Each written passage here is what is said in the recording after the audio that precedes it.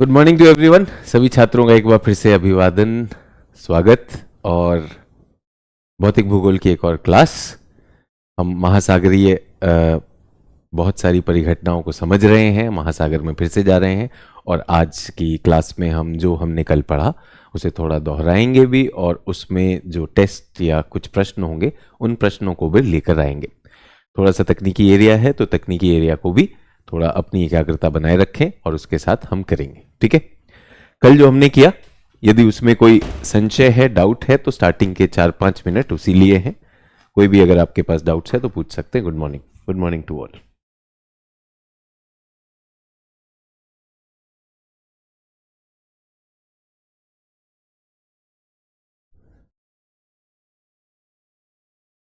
Good morning, आशा है आप मुझे ऑडियो वीडियो दोनों में देख पा रहे हैं, सुन पा रहे हैं। आज हम महासागरीय जलधाराएं कल हमने शुरू की है, उन्हीं पर चर्चा रखेंगे। महासागरों की सतह पर एक निश्चित दिशा में बहुत अधिक दूर तक नदी की तरह बहते हुए जल को महासागरीय धारा कहते हैं, ये हमने बात की थी। और महासागरीय धारा के दो पहलू हैं। अगर हम पहला पहलू देखें तो कुछ इस तरह का होता है कि आप कुछ एग्जाम देने जा रहे हैं, एनडीए का एग्जाम देने जा रहे हैं, सीडीएस का एग्जाम देने जा रहे हैं। कभी कभी जहां पे जीएस आता है वहां पर भी, वहां आपसे सिर्फ मैच करवाते हैं कौन सी धारा कहां पर है। तो धाराओं के नाम को याद करना वो बहुत सहज लगता है, रुचिकर लगता है। लेकिन जब हम यूपीएससी की बात करते हैं तो यूपीएससी में जब ये बात होती है तो इसमें बहुत सारी डिटेलिंग और बहुत सारे कॉन्सेप्ट्स आते हैं। तो इसलिए इन कॉन्सेप्ट्स को हम थोड़ा सा हायर कॉन्सेप्ट्स में मानते हैं और इन पर प्रश्न भी करेंगे। तो सभी लोग तैयार हैं? तो गुड मॉर्निंग, गुड मॉर्निंग। मुझे आप सब चैट में भी दिखाई दे पा रहे हैं। और फिर मैं कहना चाहूंगा कि चैट का प्रयोग तकनीकी सहायता से ज्यादा एकेडमिक काम के लिए करें। और फिर से बता दूं कि मैं एकेडमिक प्रश्नों को लेने वाला हूं।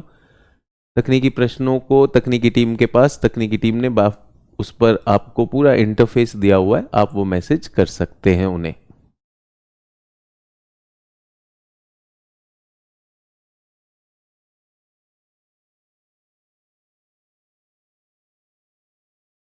आदित्य कुमार कुछ मैसेज भेजा बेटा, ये बहुत क्लियर नहीं हो रहा है।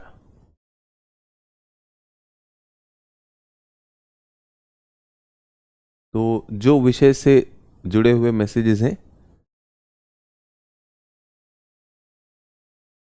वो करते चले जाएं। चलिए, ओशन करंट्स यहीं से शुरू करें। कल हमने ये किया था, सभी लोगों को यहीं से दोहरा रहे हैं ताकि आप भी ये देख पाएं। तो ये क्या हो रहा है, यहां पर हमारे पास धाराएं हैं। ये हमारे दो हाइपोथेटिकल कॉन्टिनेंट जो हमने बनाए थे, काल्पनिक महाद्वीप जो बनाए थे, इनमें कौन सी पवनें बह रही हैं? इनमें बह रही हैं वाणिज्यिक पवनें। वो पानी को यूं धकेलती हैं, पानी यूं ऊपर चला जाता है, यूं इस तरह से कुछ हिस्सा यहां मुड़ेगा, कुछ ऊपर चला जाएगा। तो ये उत्तरी गोलार्ध का पैटर्न है, ये घड़ी की दिशा के अनुरूप है। और ये घड़ी की दिशा के विपरीत है, और इनको क्या कहा जाता है? भंवर कहा जाता है।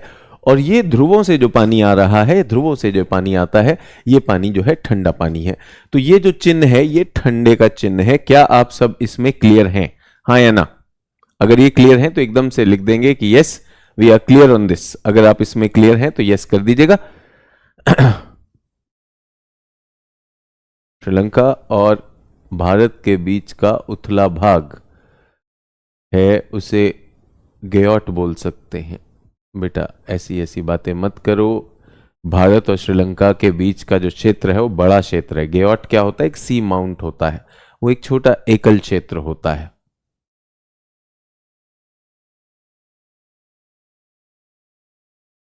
ठीक है, तो जितना भी आपको बताया पहाड़ी, गेयॉट, ये सब बहुत विस्तृत क्षेत्र नहीं है, ये छोटे छोटे एकल क्षेत्र है। सब क्लियर है ये? क्योंकि इस पे मैं प्रश्न पूछने वाला हूं। सभी लोग इस चीज की गारंटी ले लीजिए, इस चीज की गारंटी ले लीजिए। तो ये आपके सामने प्रश्न है, सभी लोग प्रश्न से शुरू कर रहे हैं आज की क्लास, ये दिखाने के लिए। कुछ लोग अभी भी इसी उम्मीद में है कि यूपीएससी की तैयारी मतलब करंट्स का नाम रुचिकर तरीके में, यहां पर ये करंट, वहां पर वो करंट। करंट के परे आना है। प्रश्न हिंदी में भी अंग्रेजी में भी, जरा जल्दी से पढ़ेंगे। In the tropical zone, the western section of oceans are warmer than the eastern section owing to the influence of trade winds. उष्णकटिबंधीय क्षेत्र में व्यापारिक हवाओं के प्रभाव के कारण महासागरों का पश्चिमी भाग पूर्वी भागों की तुलना में अधिक गर्म होता है। 2021 में प्रश्न पूछा गया प्रीलिम्स में। इन द टेम्परेट जोन, अब जब समशीतोष्ण क्षेत्र में जाते हैं तो वहां westerlies make the eastern section of the oceans warmer than the western section. पछुआ हवाएं महासागर के पूर्वी भागों को पश्चिमी भागों की तुलना में अधिक गर्म बनाती हैं। सही या गलत ये आपको देखना है, सोच के देखिएगा कहां से उत्तर आ रहा है। कुछ लोग ए लिख रहे हैं, कुछ लोग बी लिख रहे हैं, अधिकांश लोग सी लिख रहे हैं। अधिकांश लोग सी लिख रहे हैं।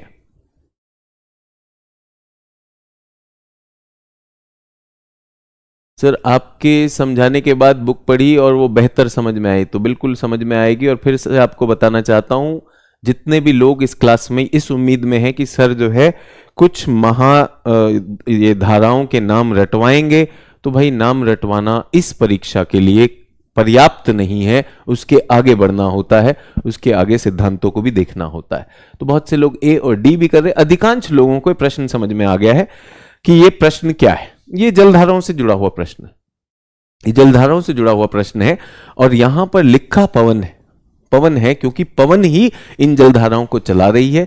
तो अगर हम इसको समझें, इसका उत्तर यहां पर है। और कितने लोगों को याद है, कल जब हमने क्लास ली तो कल हमने यहां पर एक विशेष चीज लिखवाई थी आपको, ये हमारा 30 डिग्री, ये हमारा 60 डिग्री। तो हमने कहा था कि 30 और 60, तो ये क्या हुए, निम्न अक्षांश, निम्न अक्षांश, मध्य अक्षांश, निम्न अक्षांश और मध्य अक्षांश। ठीक है, यहां पर निम्न हो गए 30 डिग्री तक, और ये क्या हो गए, हमारे मध्य अक्षांश हो गए।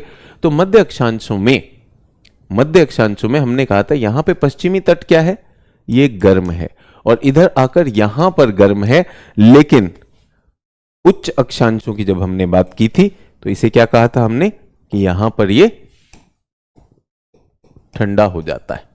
प्रश्न क्या कह रहा है, प्रश्न ये कह रहा है कि उष्णकटिबंध में 0 से 30 डिग्री में वाणिज्यिक पवनें महासागर के पश्चिमी हिस्से को गर्म रखती हैं, महासागर के पश्चिमी हिस्से को गर्म रखती हैं। पहला कथन बिल्कुल ठीक है। दूसरा कथन कहता है कि पछुआ पवनें इस पूर्वी हिस्से को गर्म रखती हैं, समशीतोष्ण में गर्म रखती हैं। अब बात यह है कि समशीतोष्ण का ध्रुवीय क्षेत्र छोड़ दिया जाए तो क्या ये गर्म पानी को यहां पर ले जा रहे हैं या नहीं ले जा रहे हैं। इस कारण से अगर हम इसकी बात करें, फिर से सोच के देखिएगा इन कथनों को, उष्णकटिबंधीय क्षेत्रों में व्यापारिक पवनों के प्रभाव से महासागर का पश्चिमी भाग पूर्वी भाग की तुलना में गर्म हो जाता है, गर्म पानी को वहां धकेल दिया गया। समशीतोष्ण में क्या, पछुआ पवन महासागर के पूर्वी भागों को पश्चिम भागों की तुलना में अधिक गर्म बनाती है, क्योंकि पूर्व की तरफ क्या प्रवाहित हो रहा है, पूर्व की तरफ गर्म जल प्रवाहित हो रहा है, और पश्चिम में तो वैसे भी ऊपर से क्या आ रहा है, ऊपर से ठंडी जलधारा आ रही है। समझ में आया। तो प्रश्न इस प्रकार के आएंगे। तो क्या मुझे क्लास में केवल एक बढ़िया सा चित्र बनाकर और आपको रटवाना चाहिए कि भाई ये धारा, ये वो धारा। रुचि एक चीज है, बट जैसा हमने कहा केजीएस किस चीज तरफ प्रेरित है, आप रिजल्ट लेकर आएंगे। तो रिजल्ट लेकर आएंगे तो इसलिए आपको दिखाया कि ये थोड़ा सा गहरा जाने का एरिया है। और मैं इस चीज में बहुत क्लियर हूं कि जब हम महासागरों की बात करते हैं, बहुत से लोगों ने महासागर कभी देखे ही नहीं, तो कल्पना आती ही नहीं है। तो ये टेक्निकल विषय है, इसमें मैं सहजता से, धैर्य से चल रहा हूं आपके साथ। आपको जो प्रश्न पूछने पूछिए, लेकिन स्क्रीन रोटेट नहीं होता ये प्रश्न, अब मैं इसको नहीं लेने वाला। ठीक है, चलिए, तो ये हो गया आपका प्रश्न। Sir this is my first live class. ठीक है, चलिए, बहुत अच्छी बात है। ध्रुवीय धारा विषुवत की ओर क्यों आती है सर? ध्रुवीय धारा विषुवत की ओर क्यों आती है? तो आप शायद क्लास नहीं किए हैं, कल की क्लास कर लीजिए।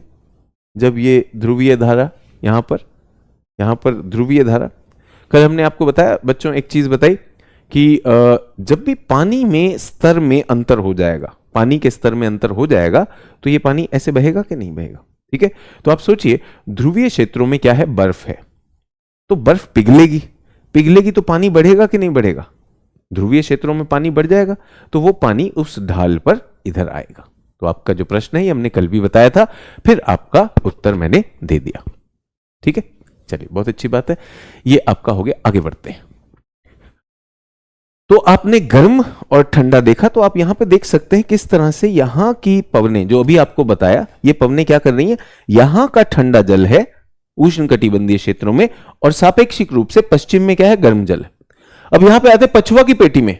पछुआ की पेटी में पछुआ ने क्या किया, पछुआ ने इधर से धक्का दिया और यहां पर आया। कौन से महासागर की बात हो रही है, यह बात हो रही है अटलांटिक महासागर की, लेकिन जो हमने आपको बताया वो सिंपल एक कॉन्सेप्ट में हो जाएगा। ठीक है, चलिए कोई कह रहे हैं सर पहली बार कॉन्सेप्ट से पढ़ रहा हूं, बहुत अच्छी बात है। देखिए हर परीक्षा का अलग अलग रूप है, कुछ परीक्षाओं में रटान की ज्यादा जरूरत है, उसको मैं बिल्कुल मानता हूं, लेकिन जिस परीक्षा की तैयारी के लिए मैंने प्रण लिया है आपकी मदद करने का, उस परीक्षा में थोड़े हमें सिद्धांत भी चाहिए। तो वार्म करंट क्या होते हैं, these ocean currents carry warm water from equatorial region to tropical region. ये जो वार्म करंट होता है, गर्म जो है, इस चित्र में बहुत अच्छे से दिखेगा लाल रंग का, ये उष्णकटिबंधीय क्षेत्रों से गर्म पानी को ऊपर ले जा रहे हैं, और जो ऊपर से आ रहे हैं वो क्या हो रहे हैं, वो ध्रुवों से यहां पर आ रहे हैं। एक कॉन्सेप्ट देना चाहता हूं, मुझे आशा है कि आप लोग इस कॉन्सेप्ट को से याद भी हैं और मजा भी आएगा आपको। तो मुझे बताइए कि अगर मुझे एक कारण पूछना हो, सभी लोग एकदम आपके कॉन्सेप्ट पे बात कर रहा हूं, कॉन्सेप्चुअल क्लैरिटी यहीं पे दिख जाएगी। जो बच्चे 24 में दे रहे हैं उनको तो बिल्कुल आना ही चाहिए। करंट्स को, महासागरीय धाराओं को चलाने का मूल कारण क्या है, केवल एक शब्द, मूल कारण क्या है?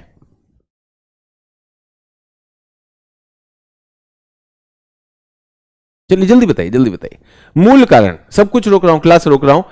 महासागर में जो ये धाराएं चल रही, इनका मूल कारण क्या है? जल्दी जल्दी से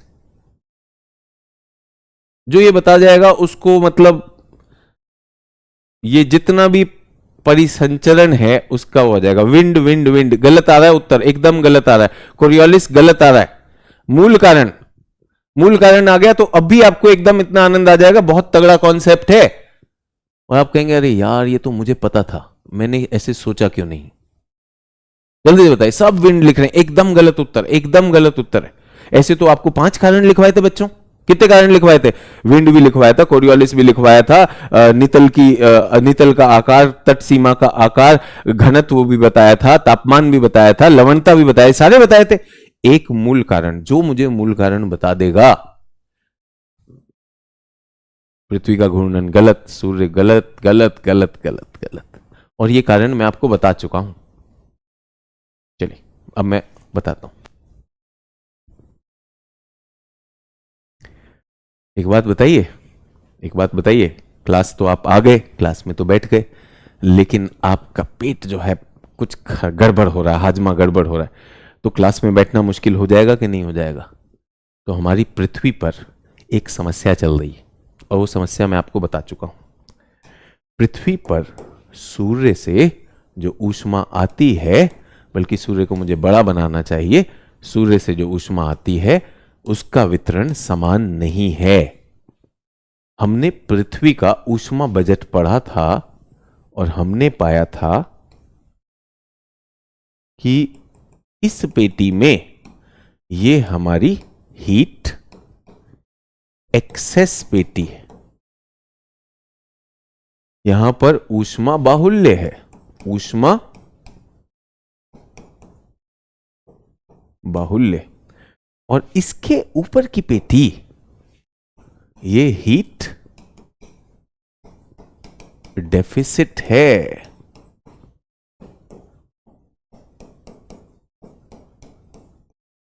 ऊष्मा की कमी है। क्या ऐसा बताया था कि नहीं बताया? जल्दी बता दीजिए। क्या हमने पृथ्वी का हीट बजट जब मौसम जलवायु किया तो क्या हमने देखा कि पृथ्वी में एक असंतुलन है, कि यहां पे ऊष्मा अधिक है, वहां पर ऊष्मा कम है? हमने कुछ इस तरह का एक ग्राफ भी बनाया था कि ये हमारी इंसोलेशन है, ठीक है, और ये हमारी टेरेस्ट्रियल रेडिएशन है, पार्थिव विकिरण है। इस तरह का ग्राफ बनाया था और हमने कहा था इस क्षेत्र में ऊष्मा अधिक है, इस क्षेत्र में ऊष्मा कम है। हाँ या ना? याद है? याद है? पृथ्वी में तापीय असंतुलन है, पृथ्वी में तापीय असंतुलन है। इस तापीय असंतुलन को भरना होगा, यह बिल्कुल भी संतुलित नहीं है।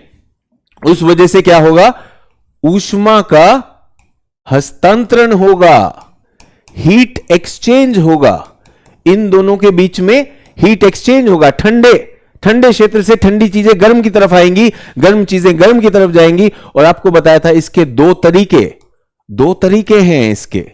क्या है? पहला वायुमंडलीय परिसंचरण, वायु परिसंचरण याद है अंग्रेजी वालों के लिए, to cope up for this heat deficit and heat excess difference, there is a difference, there is an imbalance. To rescue this imbalance we have two processes, one is atmospheric circulation and second was सागरीय प्रवाह जो कि जलधारा है। तो जलधारा मूलतः क्यों चलती है? केवल पृथ्वी के हीट बजट को, तापीय संतुलन को बनाने के लिए बनती है। तो अभी किसी छात्र ने मुझसे पूछा, सर ये नहीं समझ में आया कि ध्रुवीय क्षेत्रों से पानी विषुवत की ओर क्यों आता है। पहला तो मैंने आपको बहुत ही बेसिक अंतर बताया, जब बर्फ पिघलेगी तो यहां का पानी का स्तर बढ़ेगा, बाकी का कम है, ऐसे आ जाएगा। लेकिन मूलतः जो उसकी ड्राइविंग फोर्स है वो क्या है? पृथ्वी के ऊष्मा बजट में संतुलन लाना। तो पृथ्वी पर जितना भी वायुमंडलीय परिसंचरण है वो किस लिए चलता है? पृथ्वी के तापन में, पृथ्वी के ऊष्मा बजट के संतुलन के लिए चलता है। तो कितना भी हम बात कर ले, ये धाराएं किस लिए चल रही हैं? गर्म से ठंडे को बैलेंस करने के लिए चल रही। अब एक स्वाभाविक सा प्रश्न है, क्योंकि आप बिगिनर हैं तो आपके दिमाग में एक आ सकता है सवाल, सर फिर उत्तर क्या हुआ कि धाराएं क्यों चलती हैं? धाराएं चलती हैं पृथ्वी के ऊष्मा बजट की वजह से या फिर सर पवन की वजह से या ऊष्मा बजट की वजह से? तो मैं आपको बताना चाहता हूं कि एक इतिहास में अक्सर एक सवाल आता है कि जो है क्या कहते हैं, 1857 की लड़ाई, 1857 का गदर क्यों हुआ? दो कारण हैं। एक तो मंगल पांडे वाली जो घटना हुई कि अंग्रेजों ने कहा कि ये कारतूस को अपने मुंह से काटना है, और उसमें चर्बी थी और सारी चीजें थी। तो वो जिसको हम सिपाही म्यूटिनी कहते हैं, सिपाहियों ने जो वहां पर एक विद्रोह किया, ये हो गया मंगल पांडे घटना। और दूसरा है कि भारतीय लोग अंग्रेजों की नीतियों से परेशान थे। वो अंग्रेजों को पसंद नहीं करते थे, ना राजनीतिक, ना राजा लोग करते थे, ना प्रजा करती थी। तो बताइए उत्तर कौन सा है? मंगल पांडे वाली घटना या अंग्रेजों को पसंद ना करना? तो स्वाभाविक सी बात है सर, दोनों ही उत्तर है। तो मूल कारण क्या था? मूल कारण यह था कि अंग्रेजों की नीतियां हमें पसंद नहीं थी, हम अंग्रेजों को निकाल बाहर करना चाहते थे। वो कारण तो चला आ रहा था लंबी अवधि से, लेकिन मंगल पांडे की घटना को क्या कहा जाता है? इमीडिएट कॉज, त्वरित कारण क्या बना? मंगल पांडे की घटना। भाई अब पानी सिर के ऊपर चला गया, ठीक है। तो वही चीज को यहां पर ला रहा हूं, भूगोल में ला रहा हूं, कॉन्सेप्ट बिल्डिंग कर रहा हूं आपकी, कि what is the cause behind currents. मोटा कारण, मूल कारण क्या है? पृथ्वी के ऊष्मा बजट में असंतुलन। What is the cause of all winds. अब हवाएं क्यों चलती हैं? आप लिखोगे सर वहां पर क्या है, वहां पर सर दाब प्रवणता है, आप लिखोगे प्रेशर की वजह से चलती है विंड। बिल्कुल सही है। प्रेशर क्या है? तात्कालिक कारण। जो किसी छात्र ने लिखा, सजदा ने लिखा तात्कालिक कारण। मंगल पांडे वाली घटना तात्कालिक कारण था, लेकिन लंबी अवधि, दीर्घावधि कारण क्या था? कि अंग्रेजों ने भारत में बहुत ज्यादा शोषण किया हुआ था, भारतीय प्रजा और भारत पे राज करने वाले शासक अंग्रेजों से दुखी चल रहे थे। समझ में आया? यहीं पर कॉन्सेप्ट का अंतर आता है। यूपीएससी और छोटे छोटे जो एग्जाम होते हैं, वनडे वाले एग्जाम में, उनमें बस एक टिक टिक करना होता है, लेकिन यहां हमें थोड़ी चीज सोचनी होती है। तो ये क्या हुआ? ये हुआ मूल कारण। और उसके अलावा जो हमने आपको कारण बताए थे, क्या कारण बताए थे? पवन भी एक कारण है, वो तात्कालिक कारण हो गया, ठीक है। आर्यन सिंह बोले सर मुझे पता था, मैं बोल नहीं पाया। बहुत अच्छी बात है। तो इसी चीज को मैं बताना चाहता हूं जो आर्यन सिंह ने कहा। बहुत से छात्र इस समस्या से ग्रस्त हैं, और खासकर मुख्य परीक्षा में चुनौती होती है। देखिए वनडे एग्जाम में तो मुख्य परीक्षा आती नहीं, या मुख्य परीक्षा आती तो वो भी टिक मार्क वाली आती। यूपीएससी की मुख्य परीक्षा में क्या है? उत्तर लिखना होगा। तो आप में से बहुत से छात्रों के पास ये समस्या आने वाली है, सर आता तो था लेकिन मैं उसे बोल नहीं पाया, मेरे पास वो विचार था। तो अब जैसे जैसे आप यूपीएससी की तैयारी कर रहे हैं, अब यूपीएससी की जैसे जैसे आप तैयारी करते जा रहे हैं तो उससे क्या होता जाएगा, आपकी समझ विकसित होती चली जाएगी और धीरे धीरे उसको लेखन में बदलना। तो वापस इसी को लेकर आते हैं। ये जो है आपके लिए एक आकलन भी कर रहा है ये प्रश्न और आपको समझाता भी है।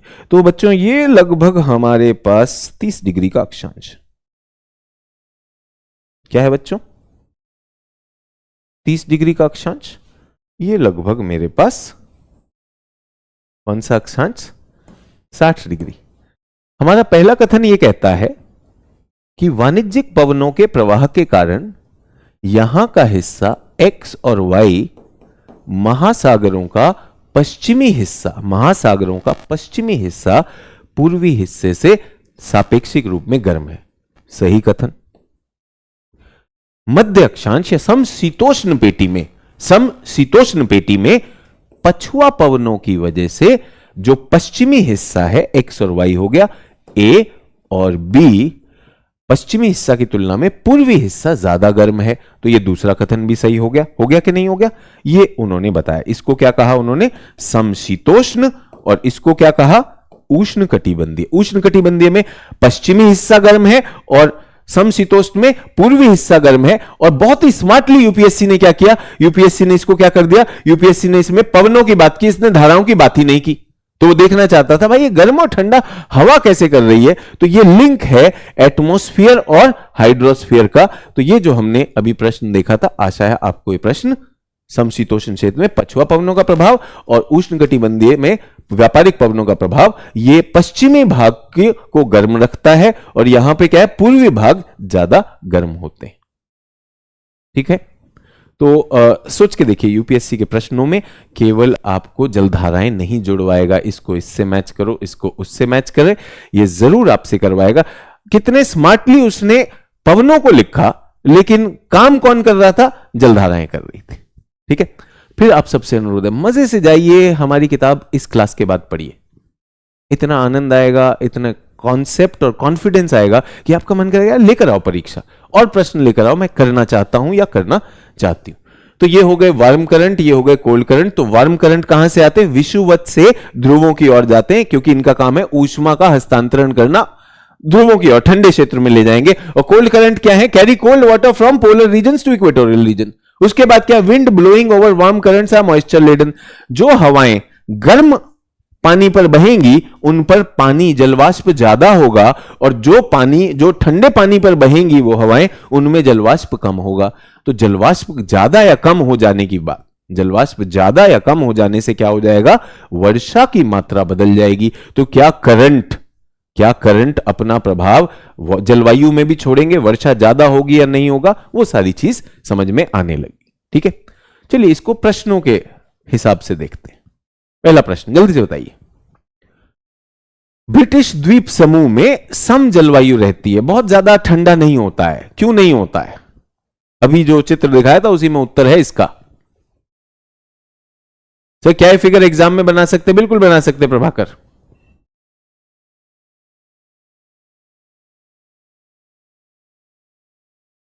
जल्दी से बताएंगे।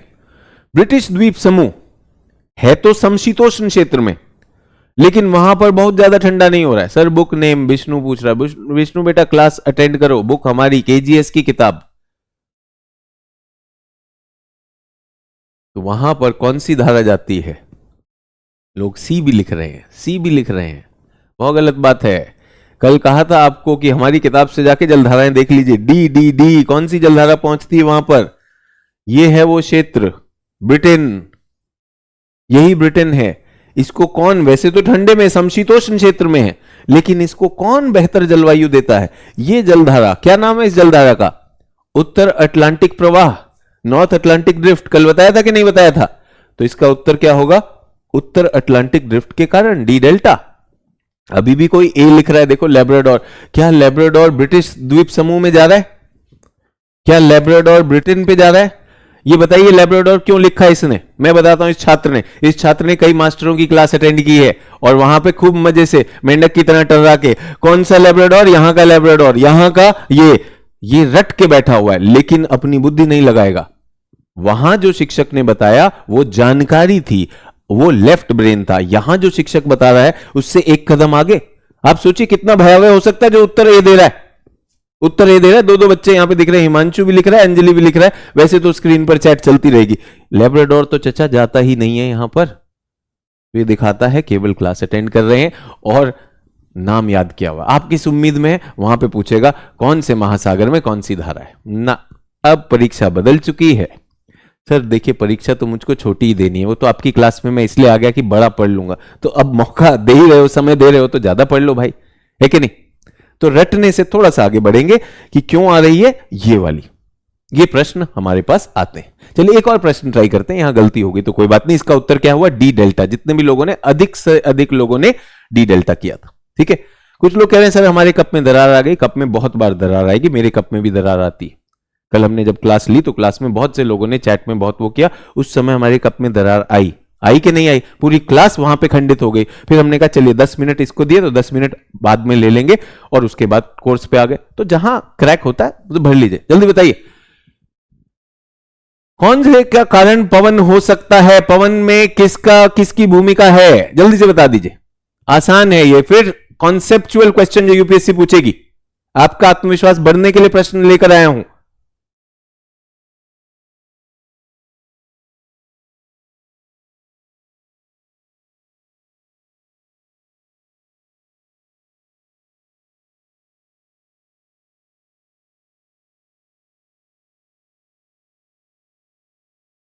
तो बचपन में रटते थे, अब समझते हैं। बहुत अच्छी बात है बच्चे, रटना भी जरूरी है। रटने के बिना तो होता ही नहीं ना, लेफ्ट ब्रेन के बिना राइट नहीं आती। लेकिन समझ के साथ करें। परीक्षा देखिए, सीधी सी बात है। परीक्षा देखिए, जिस परीक्षा में रटान पे आधारित है उसमें रट के जाइए, उसमें कोई दिमाग नहीं लगाना। जो परीक्षा आपको नेक्स्ट लेवल पे चाहती है उस परीक्षा के लिए तो वो करना पड़ेगा कि नहीं करना। अब गली में क्रिकेट खेल रहे हैं, वर्ल्ड कप में क्रिकेट खेल रहे हैं, स्तर अलग हो जाएगा ना बच्चे। तो पहली बात तो ये पवन की बात हो रही है। पवन का ज्वार भाटा में कोई रोल नहीं है। ज्वार भाटा तो गुरुत्वाकर्षण से चलता है। वन तो कहीं पर भी है तो डी तो आउट हो गया। उसके बाद तरंगे हमने कहा था कि पवन से ही बनती हैं। दो सही है। सुनामी किससे बनती है? सुनामी में पूरा का पूरा जल हिलना चाहिए, तो ये भूकंप या ज्वालामुखी या किसी लैंडस्लाइड से बनती है। तो 3 आउट हो जाएगा। 3 कहीं पर, अच्छा डी तो एकदम आउट है। महासागरीय धाराएं, महासागरीय धाराएं का मूल कारण क्या है? तापीय अंतर। लेकिन इसमें छोटे छोटे कारण भी तो हो सकते हैं, तात्कालिक कारण। सो तात्कालिक, इसका सबसे तात्कालिक कारण क्या है? इसका तात्कालिक कारण है पवन। तो 2 और 4 उत्तर होगा सी चार्ली। उत्तर है सी चार्ली। सभी लोग क्लियर? अभी भी कुछ लोग ए कर रहे हैं, सोच के देखिए। तरंगों के अलावा महासागरीय धाराएं। फिर इसमें कुछ लोग कह सकते हैं सर अभी तो आपने बताया तापांतर। देखिए वो बड़ा वृहत मूल कारक है, लेकिन कल ही आपको 6 कारक लिखवाए गए थे कि नहीं लिखवाए गए थे? उसमें लिखा था प्रचलित पवने। प्रचलित पवनों का निश्चित रूप से प्रवाह होता है। तो यहां यह नहीं लिखा निम्नलिखित में महासागरीय जल की किस गति का कारण केवल पवन है। केवल पवन नहीं लिखा है, किस गति का कारण पवन है। तो इस गति में भी पवन आती है, इस गति में भी पवन आती है। अगर केवल पवन कहता तो केवल तरंगे हो जाती। आशा आपको समझ में आ गया होगा। इसलिए प्रश्न आप सबके लिए। तो क्वेश्चन नहीं देखा था, चलिए देख लेंगे। अच्छा, फिर उसके बाद हमने कल एक और बात की थी। हमने कहा कि ये जो जलधाराएं आपस में मिश्रित होती हैं, तो कहां पे मिश्रित होती हैं? ये तो मशहूर है। यहां ध्रुवों से पानी पिघल कर आया, ठंडा पानी पिघल कर आया लेब्राडोर, और यहां से जा रही गल्फ स्ट्रीम, और ये जा रही कि नहीं जा रही? तो यहां पर ये मिश्रण होगा, यहां पर ये मिश्रण होगा। और जिन क्षेत्रों में मिश्रण होता है वहां पर क्या होता है? कल ही अगर आपने सिद्धांत देखा हो तो वहां गर्म और ठंडा पानी आपस में मिलेंगे और काफी बबलिंग होगी, जिसकी वजह से वहां का ऑक्सीकरण बढ़ जाएगा, वहां पर वो होगा। तो यहां पर मत्स्यन बहुत बढ़ जाता है, और मत्स्यन बढ़ने की वजह से यहां पर एक बहुत मशहूर मत्स्यन का केंद्र है, डॉगर बैंक। क्या नाम है? डॉगर बैंक। हमेशा याद रखना है, यह कई बार परीक्षा में पूछता है कि डॉगर बैंक कहां पर है। ठीक है, तो डॉगर बैंक यहां पर हो जाता है। अटलांटिक ओशन में है, north east of north America में है। यहां पर यह बता रहा है, ये शायद एक गलत लिख दिया गया है, ये यहां पर आएगा। अच्छा, ये ग्रैंड बैंक आएगा इधर। इधर हमने इसको वो कर दिया है। इसमें थोड़ा सा ये सूची यहां पर गलत हो गई है। सूची जो है, या फिर ये मैच कर सकते हैं हम इनको, अगर इनको मैच करना हो तो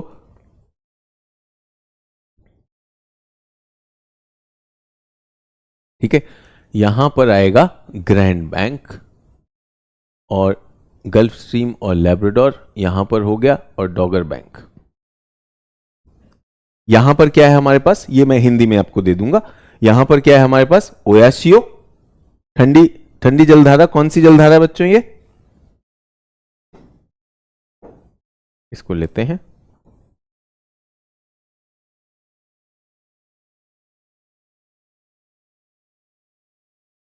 ये हो गया आपका बच्चों जापान।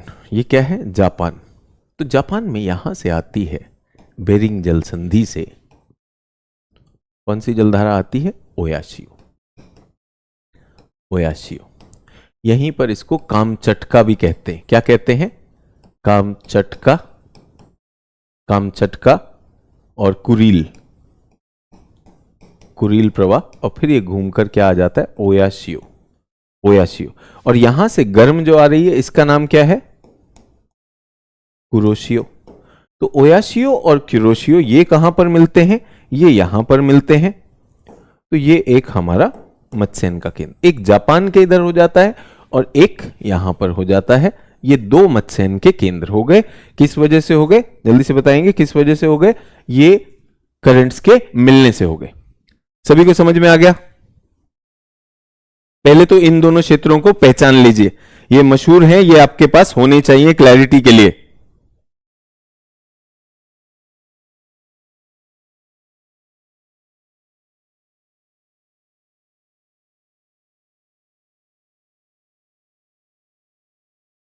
ठीक है, इसका नाम,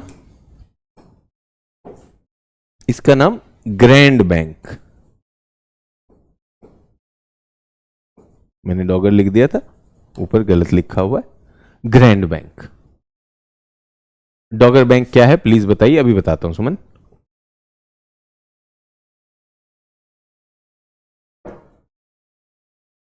दो विंड के मिलने पर नहीं है, किसी ने लिखा विंड के मिलने, विंड नहीं मिल रही, क्या मिल रही है, जलधारा। गल्फ स्ट्रीम और लेब्राडोर, गल्फ स्ट्रीम और लेब्राडोर जहां मिलेंगे उससे क्या बनेगा, ग्रैंड बैंक बनेगा। क्या बनेगा, ग्रैंड बैंक। ठीक है, ये यहां पर हमने वेस्टर्न यूरोप लिख दिया, ये यहां पर गलत हो जाता है, ये वेस्टर्न यूरोप नहीं होगा, ये कहां पर हमारा नॉर्थ ईस्ट, इसी को न्यू फाउंडलैंड भी कहते हैं, न्यू फाउंडलैंड क्षेत्र। मैं आपकी क्लैरिटी के लिए अलग से लिख देता हूं, अलग से लिख देता हूं। तो तीन प्रमुख या विख्यात मत्स्यन क्षेत्र है। पहला है ग्रैंड बैंक। ठीक है, इसको बैंक को, बैंक एक तरह का सागरीय नितल का क्षेत्र है। तीन प्रमुख विख्यात मत्स्यन के क्षेत्र हैं, ग्रैंड बैंक। ठीक है, ग्रैंड बैंक कहां पर है, न्यू फाउंडलैंड, न्यू फाउंडलैंड नॉर्थ अमेरिका का क्षेत्र है। यहां पर दो जलधाराएं मिलती हैं, जलधाराओं का नाम क्या है, लेब्राडोर, लेब्राडोर की ठंडी जलधारा प्लस गल्फ स्ट्रीम, ये गर्म जलधारा, ये मिलती हैं तो यहां पर ग्रैंड बैंक बनता है। ठीक है, ग्रैंड बैंक न्यू फाउंडलैंड में, न्यू फाउंडलैंड नॉर्थ अमेरिका। दूसरा है डॉगर बैंक।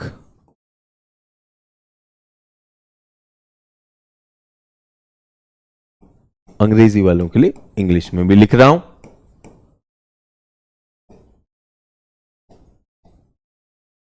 डॉगर बैंक। मात्रा दे देते हैं,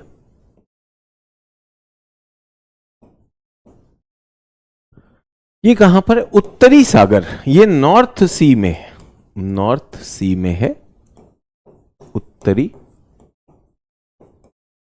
सागर। कहां पर है ये, उत्तरी सागर। क्लियर हो गया। और तीसरा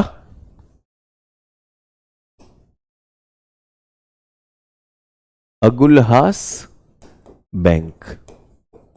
अभी अगुलहास करंट हमने किया नहीं है, तो अभी थोड़ी देर में दिखा देता हूं, ठीक है।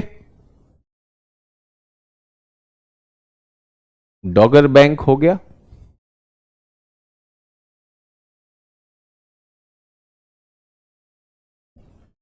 तीन बैंक हो गए।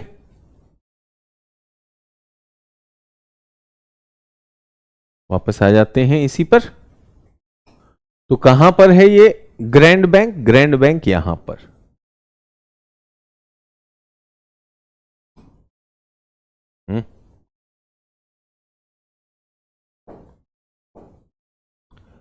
ग्रैंड बैंक कहां पर? यहां पर। यही न्यू फाउंडलैंड रीजन है और यहां पर ग्रैंड बैंक, ठीक है। तो ये आपका ग्रैंड बैंक हो गया। वेस्टर्न यूरोप काट दीजिए, दो जलधाराएं हो गई। उसके बाद हम आते हैं डॉगर। डॉगर यहां पर है, तो यहां पर हमारा ये क्षेत्र डॉगर बैंक का है। डॉगर बैंक का है।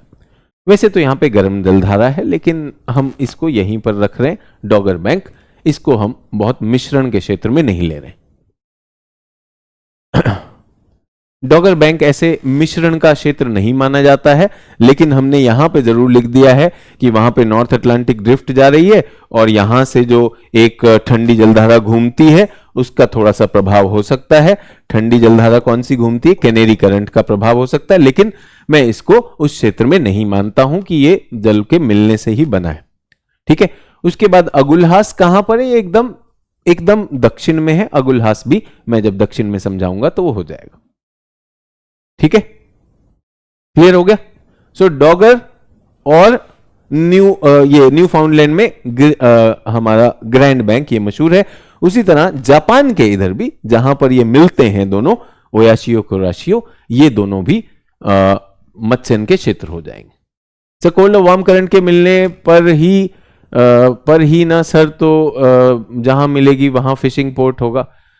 ऐसा नहीं है कि मत्स्यन के तो बहुत से कारण हो सकते हैं। मत्स्यन के लिए सभी लोग ध्यान दीजिए, सभी लोग ध्यान दीजिएगा। मत्स्यन एक उद्योग है, जैसे खेती एक आर्थिक गतिविधि है, मत्स्यन एक आर्थिक गतिविधि है। खेती काली मिट्टी में भी होती है, काली चिकनी मिट्टी में भी होती है, और हमारी एल्यूवियल मिट्टी में भी होती है, जलोढ़ मिट्टी में भी होती है। अलग अलग तरह की मिट्टी में खेती हो सकती है कि नहीं हो सकती है? कुछ मृदा में खेती अच्छी होती है, रेतीली मृदा में खेती अच्छी नहीं होती, लेकिन रेतीली मृदा भी तो मृदा है ना।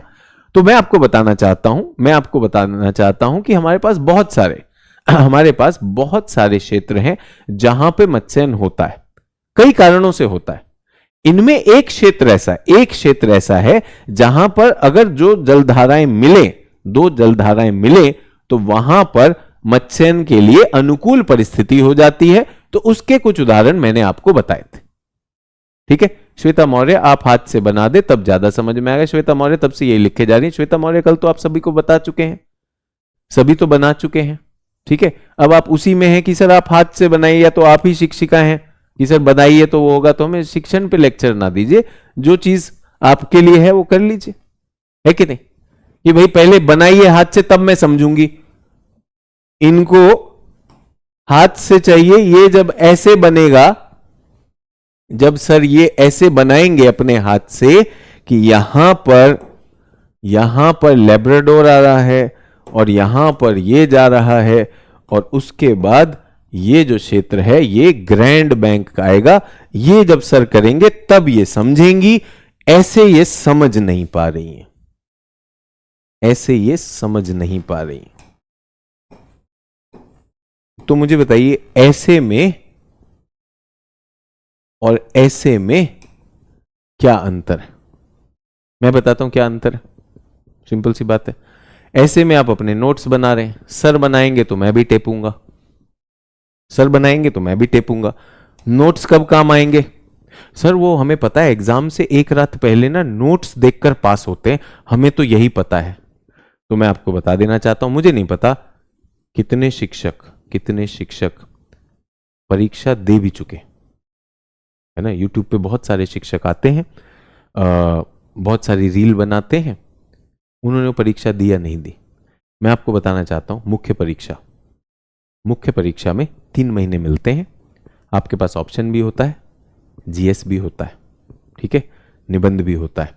आपके पास इतना समय ही नहीं होता कि अपने नोट्स को पढ़ लो और रट लो।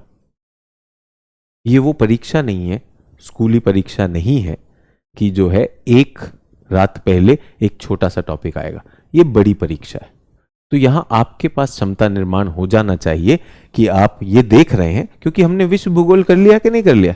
विश्व भूगोल हम कर चुके हैं। उत्तर अमेरिका पता है, दक्षिण अमेरिका पता है। ये वाला क्षेत्र जो है ग्रैंड बैंक कहलाता है। आप सोच रहे हैं नोट्स बनाएंगे, मैं आपको बता रहा हूं, अपने व्यक्तिगत अनुभव से बता रहा हूं कि कोशिश की उस नोट्स को करने का, और फिर हमने देखा कि यार ये तो बहुत सारे नोट्स हैं। इनको करने करने के चक्कर में यूपीएससी तो बहुत सारे प्रासंगिक प्रश्न, हर बार नए प्रश्न ले लेती है। तो इन नोट्स को बनाते समय ही, जब मैं बना रहा हूं, मैंने उनको बहुत स्मार्टली ऐसे बनाया कि उसमें मैं कम से कम लिखता था, ज्यादा से ज्यादा कहता था। राइट लेस से मोर। लेकिन मैंने देखा जो फोटोकॉपी की दुकान में दिल्ली में बट रहे हैं, वो लिख लिख लिख रहे हैं बहुत सारा, और उनका निचोड़ निकलता है एक वाक्य।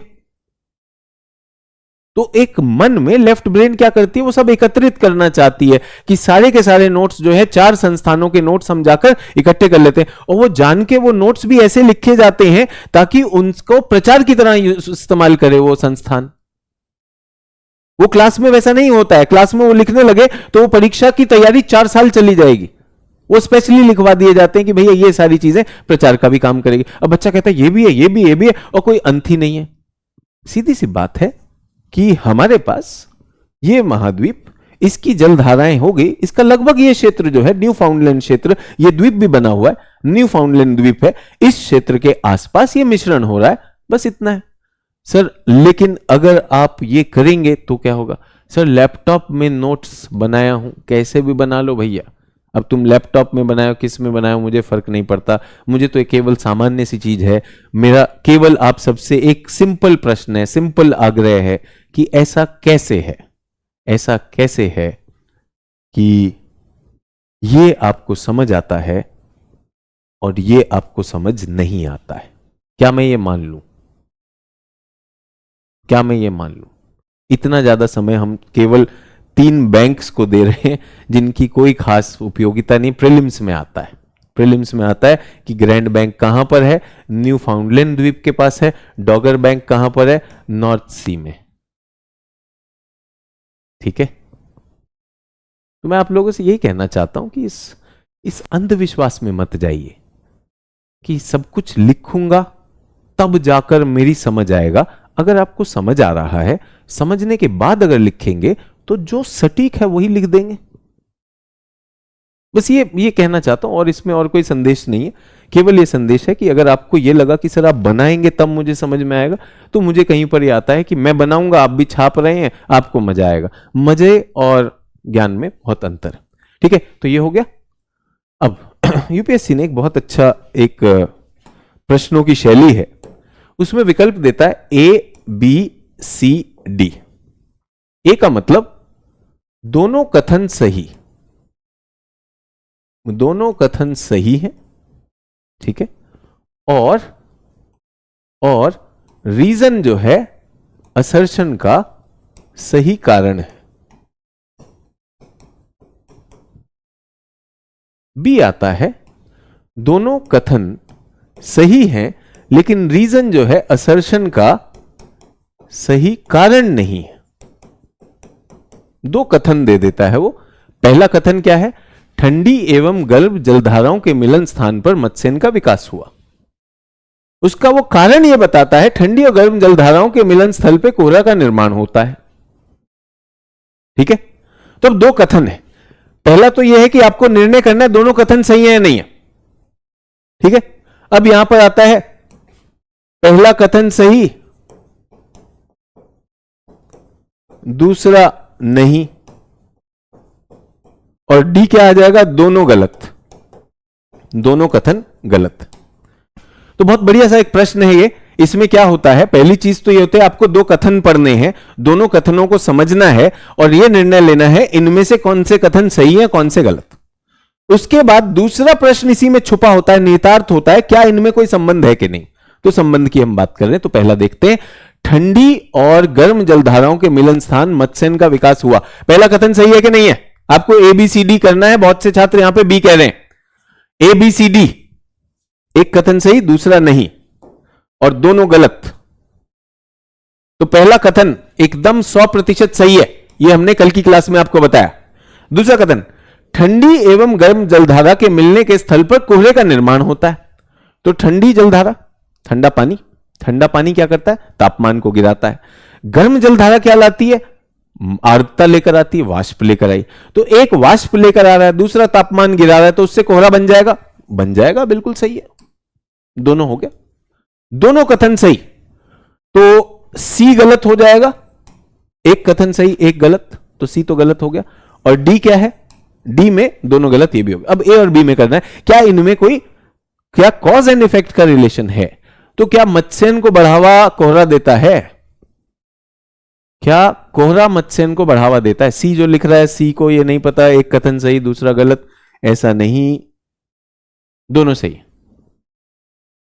क्या कोहरा मत्स्यन को बढ़ावा देता है, हां या ना? क्या कोहरा मत्स्यन को बढ़ावा देता है, हां या ना? क्या कोहरा मत्स्यन को बढ़ावा देता है, हां या ना?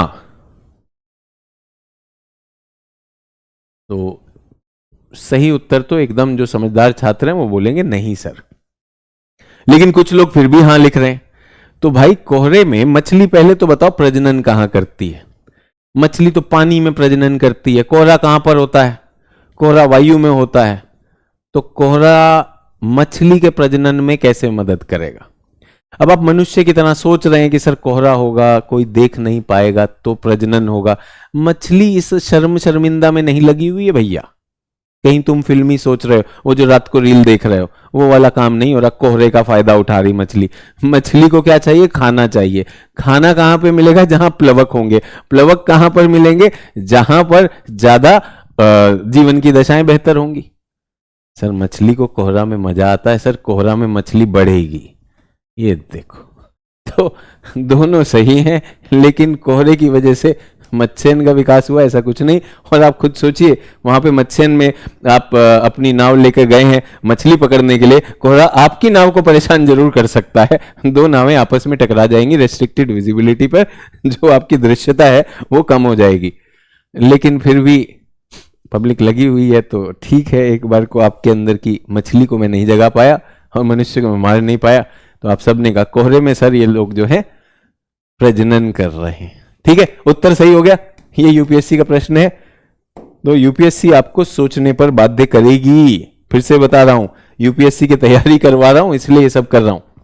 ये पैटर्न आप सबसे अपेक्षा की थी मैंने कि आप सब जाएंगे और आपने ये पढ़ लिया होगा। इसी पर वापस आ जाते हैं। कौन सी पवनें? वाणिज्यिक पवनें क्या करती है? धकेलती, किसको धकेलती है? इक्वेटोरियल करंट को। ये हमने कल बात की थी। सर इंग्लिश मीडियम क्वेश्चन, अरे इंग्लिश मीडियम क्वेश्चन भी यही है भाई, असर्शन रीजनिंग में। आप अगर इंग्लिश में बैठे हैं तो बेटा ये तो समझते हैं ना, इंग्लिश मीडियम में भी क्वेश्चन यही होगा। Both statements are correct, both are correct and R is the reason for A. B क्या होगा? Both are correct, R is not the reason. यही तो आएगा बच्चे। तो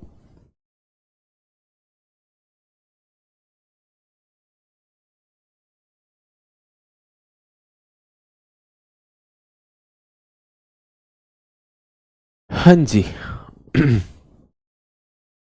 तो सन रे कोहरे में पहुंचेगा नहीं, ये नया आया, पिंटू लेकर आया है कि कोहरे में सूर्य की किरण नहीं जाएगी। तो सूर्य की किरण का क्या करूं मैं? ना तो मत्स्यन के लिए जरूरी, ना किसी चीज के लिए। मछली ढूंढ रहा है। खैर आगे बढ़े। Equatorial, north equatorial, crochet, north Pacific, ये हमने पढ़ लिया था।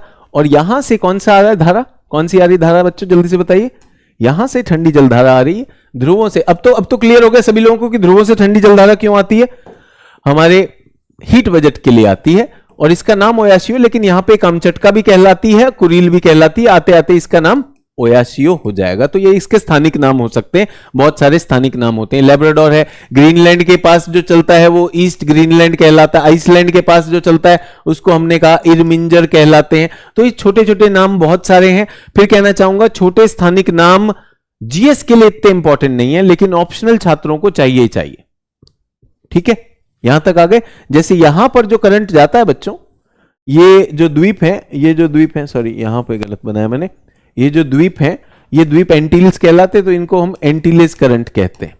और नीचे जो यहाँ पे सैन नाम की राजधानी है, तो सैन करंट भी है। ये हम ऑप्शनल के छात्रों को कराते हैं, जीएस वालों को इसकी कोई दिक्कत नहीं होनी चाहिए। तो ये मेरी अपेक्षा थी कि आप ये करके आएंगे। आपने प्रशांत महासागर और अटलांटिक ओशन कर लिया होगा, हिंद महासागर मैंने आपको नहीं कराया था। प्रश्न पूछूं? प्रश्न, आज प्रश्नों के थ्रू कोशिश कर रहा हूं कि आपका आत्मविश्वास भी बढ़े, आपकी समझ भी बढ़े।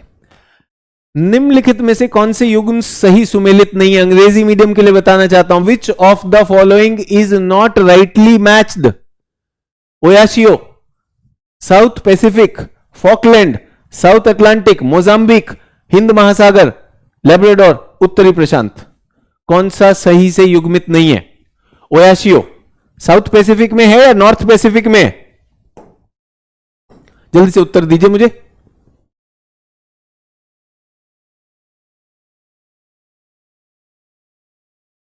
मानवेंद्र कह रहे मैं फ्रेशर हूं। अच्छी बात है मानवेंद्र, पहली क्लास से करिए बेटा, सभी फ्रेशर हैं।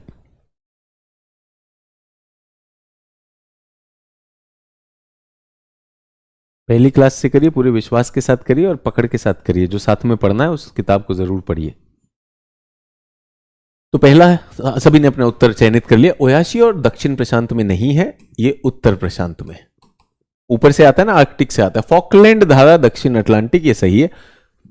मोजाम्बिक भी हिंद महासागर में। लेब्राडोर जो है उत्तरी प्रशांत में, नहीं भाई, ये तो अटलांटिक में है, तो ये भी गलत हो गया। 2 और 4 गलत हैं। कौन सा सही सुमेलित है? तो कौन सा सही है? 2 और 3 सही है, सॉरी 2 और 3 वाला बी सही उत्तर हो गया। सभी लोगों का बी आया, कुछ लोग डी भी कह रहे हैं। ये कह रहे हैं सही कौन से हैं, सही कौन से हैं, कौन से युग्म सही सुमेलित हैं। तो ये डी क्यों लिख रहे हैं बच्चे? डी आएगा या बी आएगा?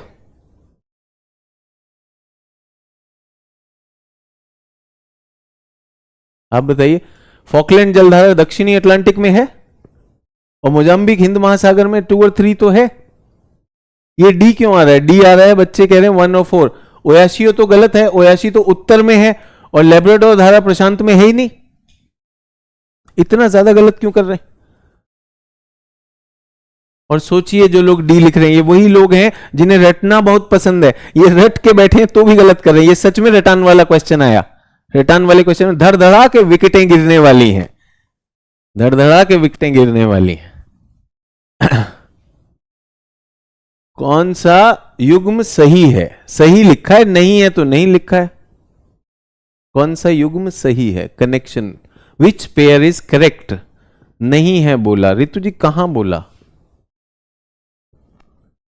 ठीक है चलिए क्वेश्चन, अच्छा मैं क्वेश्चन गलत बोला था, मेरी mistake, sorry. Which of the following pairs are correctly match? सही। अगर मैंने गलत बोला और आपने गलत चुने यहां से, तब आपका 1 और 4 ठीक है। अगर मेरी गलती है तो मैं उसे मान लेता हूं, मुझे ऐसा कुछ नहीं है कि मेरी गलती हो ही नहीं सकती। वैसे वहां पर यह लिखा है। यहां पर कौन सी जलधाराओं में कौन असंगत है? Which of them is an exception? कौन सा मेल नहीं खाता? फिर से बता रहा हूं, असंगत का मतलब सारे के सारे एक ही कैटेगरी के, लेकिन एक ऐसा है जो इसमें मैच नहीं हो रहा है। अच्छा ठीक है। तो कुछ छात्रों ने कहा सर वो क्वेश्चन थोड़ा कट रहा है, इसलिए हमने आपको सुना, आपने कहा कौन सा गलत है, बिल्कुल ठीक कर दिया। अब मैं यहां पर बोल रहा हूं निम्नलिखित जलधाराओं में से कौन से असंगत हैं? असंगत मतलब विच डज नॉट मैच, कौन सा इनमें अलग है, इन श्रेणी में नहीं बैठता। अब आपको सोचना है, ठीक है। जो भी छात्रों को जिनको भी 1 और 4 मेरी वजह से गलत मिला, मैं अपनी गलती मानता हूं। चलिए, क्वेश्चन नहीं दिख रहा था, मैं समझ गया, वो ऊपर से स्क्रीन थोड़ा कट रहा है, ये समस्या मुझे मिल गई। तो भाई ग्रीनलैंड जलधारा कहां पर है? जल्दी से बताइए। ग्रीनलैंड जलधारा, एक तो ग्रीनलैंड जलधारा ठंडी जलधारा है। ठंडी जलधारा है कि नहीं है? ठंडी जलधारा है और कहां पर है? अटलांटिक में। फॉकलैंड कहां पर है? ठंडी जलधारा अटलांटिक। कनाडा कहां पर? ठंडी जलधारा अटलांटिक। लेब्राडोर कहां पर? ठंडी जलधारा अटलांटिक। ये तो सारे समान है भाई। सारे समान है। चलिए एक और चीज देखते हैं फिर। कौन से गोलार्ध में? उत्तरी गोलार्ध। कौन से गोलार्ध में? दक्षिणी गोलार्ध। कौन से गोलार्ध में? उत्तरी गोलार्ध। कौन से गोलार्ध में? उत्तरी गोलार्ध। असंगत समझ में आ गया? आंसर क्या है? जल्दी से बताइए कौन सा आंसर है?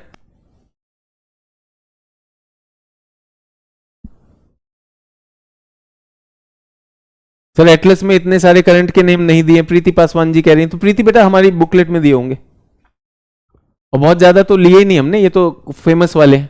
सभी लोगों को समझ में आया असंगत कहां हुआ? चारों ठंडे हैं, चारों अटलांटिक के हैं, लेकिन 3 जो हैं उत्तरी गोलार्ध के, एक दक्षिणी गोलार्ध का। क्लियर हो गया? तो उत्तर क्या हो गया? बी, असंगत। Which of them is not matching what is, which one is a little deviated. समझ में आ गया?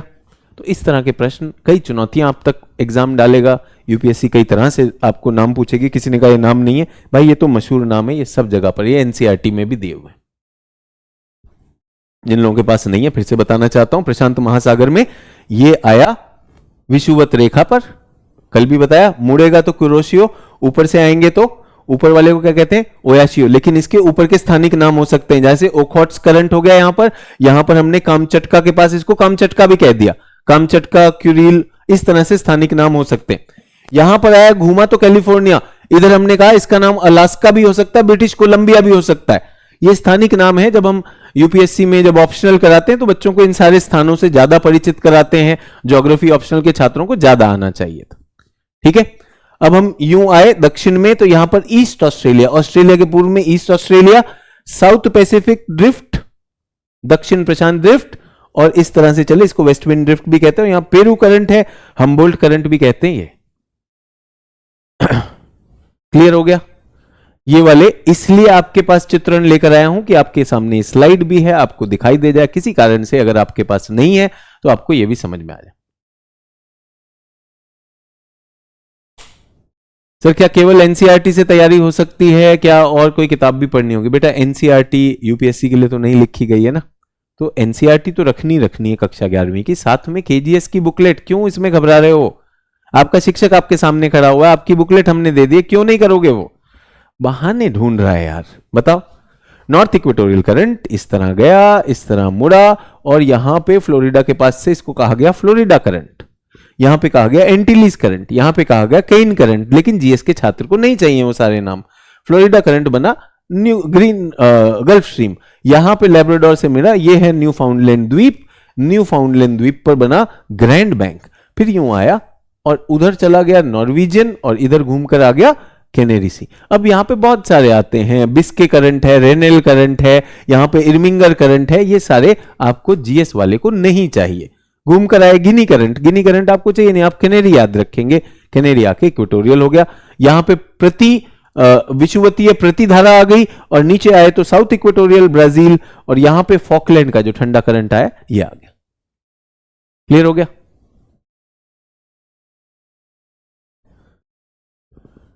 तो डेली बोलते हैं बुकलेट है, बिल्कुल बुकलेट से करिए केजीएस की, हिंदी और इंग्लिश दोनों में। चलिए प्रश्न।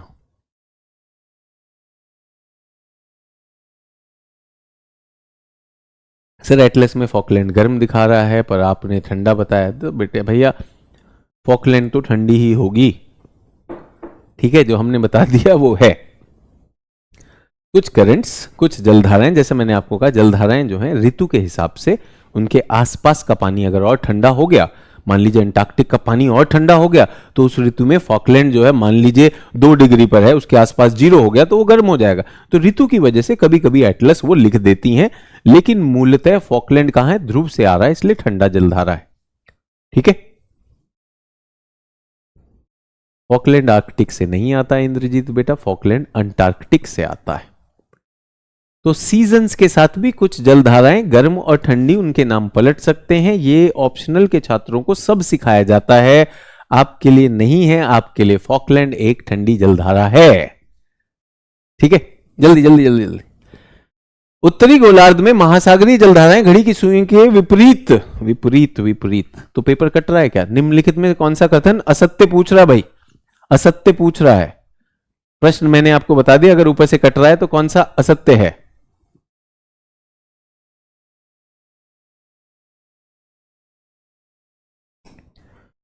तो उत्तरी गोलार्ध में जो भंवर बनता है वो ऐसा बनता है, और दक्षिणी गोलार्ध का भंवर ऐसा बनता है कि नहीं बनता? तो उत्तरी गोलार्ध ये नॉर्दर्न हेमिस्फीयर है, ये सदर्न हेमिस्फीयर है बच्चों। उत्तरी गोलार्ध में घड़ी की सुई के विपरीत, भाई ये तो असत्य हो गया, असत्य हो गया। तो मैं आपका भी विकल्प देखना चाहता हूं, बच्चों का उत्तर क्या आया। अधिकांश बच्चों का उत्तर एबीसी सब आ रहा है। एबीसी आना मतलब कि अच्छा प्रश्न है कि सब कंफ्यूज हो रहे हैं। दक्षिणी गोलार्ध में सुई की दिशा में प्रवाहित हो रही है, नहीं भाई ये तो उल्टा है, तो ये भी गलत हो गया। दो तो भाई गलत हो गए। उत्तरी विषुवतीय जलधारा ब्राजील के साओ रोक अंतरीप से टकराकर दो भागों में बंट जाती है। तो इसको देख लेते हैं। ये हमारा विषुवत रेखा, ये क्या है? विषुवत रेखा। ये है ब्राजील, ये इसका साओ रोक अंतरीप, ठीक है। पवनों की वजह से ये धारा बनती है, इसका नाम है उत्तरी विषुवतीय धारा, इसका नाम है दक्षिणी विषुवतीय धारा, ठीक है। अब धारा आती है, इससे टकराती है, दो भागों में विभाजित हो जाती है संतरीप से, बिल्कुल ठीक है। कौन सी धारा? दक्षिणी विषुवतीय धारा। यहां लिखी है उत्तरी विषुवतीय धारा, नहीं भाई उत्तरी विषुवतीय धारा तो ऐसे जाती है, इसके मार्ग में आते हैं, इसके मार्ग में आते हैं कैरेबियन द्वीप, इसके मार्ग में आते हैं कैरेबियन द्वीप, जिस वजह से ये दो भागों में विभाजित होती है। इसको कहते हैं एंटिलीज करंट, एंटाइल करंट, और इसको कहते हैं साइन करंट। तो दोनों विभाजित होती हैं, उत्तर वाली भी होती है विभाजित और दक्षिण वाली भी होती है, लेकिन ब्राजील का विभाजन दक्षिण वाली का है उत्तर वाली का है? दक्षिण वाली का है। फिर बता रहा हूं, यूपीएससी के प्रश्न कॉन्सेप्ट पर आधारित, यूपीएससी के प्रश्न क्लैरिटी पर आधारित, तो यह भी गलत हो जाता है। कामचटका के तट पे ओखोट्स की ठंडी जलधारा प्रवाहित होती है, बिल्कुल जो हमने कहा ओयाशियो आती है, उसके स्थानिक नाम है कामचटका या ओखोट्स, वो भी आपको चित्र में भी दिखाया। तो ये सही है, केवल 4 सही है। पूछा है कौन सा कथन असत्य है, मुझे पता है कि आप लोग नहीं देख पा रहे, इसलिए मैंने आपको पहले ही बता दिया था असत्य है। तो 1 2 3 असत्य हैं भाई। उत्तर क्या हो गया? बी। बहुत से लोग सी भी लिख रहे थे। आशा है आपको अपनी त्रुटि समझ में आई होगी। अब समझ लीजिए यूपीएससी में क्यों ऐसा होता है कि बच्चा कहता है तोड़ के आ गया, फोड़ के आ गया परीक्षा, जब रिजल्ट आता है तो टूट भी जाता है, फूट भी जाता है। क्यों ऐसा होता है कि यूपीएससी की परीक्षा का कट ऑफ 50% भी नहीं जा रहा? क्योंकि वहां पर प्रश्न इस तरह के हैं, उसमें खूब सारा, अगर धैर्य ना हो, धैर्य के साथ गति भी होनी चाहिए, धैर्य और गति ना हो तो आप बहुत सारी सिली मिस्टेक्स करके आएंगे। आशा है आपको आपकी गलती यहां पर समझ आई होगी। सभी लोग मेरे साथ क्लियर हो गए? चलिए और आगे बढ़ते हैं। आज बहुत सारी चीजें आपकी, कल तक आप लोग कह रहे थे कि सर ये आसान है, वो है आज हमने बहुत सारी चीजें प्रश्नों के द्वारा सही करने की कोशिश की। अब हिंद महासागर पर आते हैं। हिंद महासागर पर आते हैं तो हिंद महासागर में एक दिक्कत है। दिक्कत है, क्या दिक्कत है? आपको जलधाराओं के कारक बताए थे, जलधाराओं के कारकों में अंतिम कारक था ऋतु। तो ऋतु बता देता हूं क्या समस्या होने वाली है। ये हमारा अफ्रीका,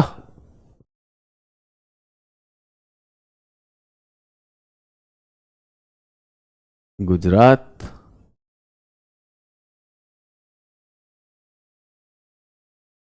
ये हमारी विषुवतीय रेखा, ये हमारा मेडागास्कर हो गया,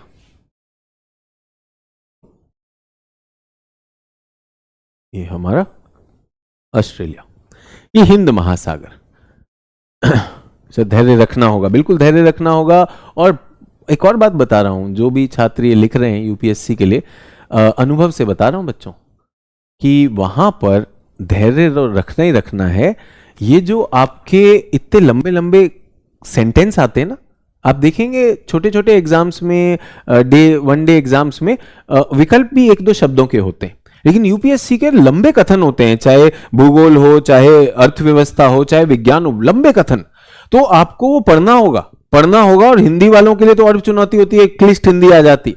सो you have to be concentrating on the long options, उनको पढ़ना होगा, पढ़ने का धैर्य, और समय भी निकलता जा रहा है।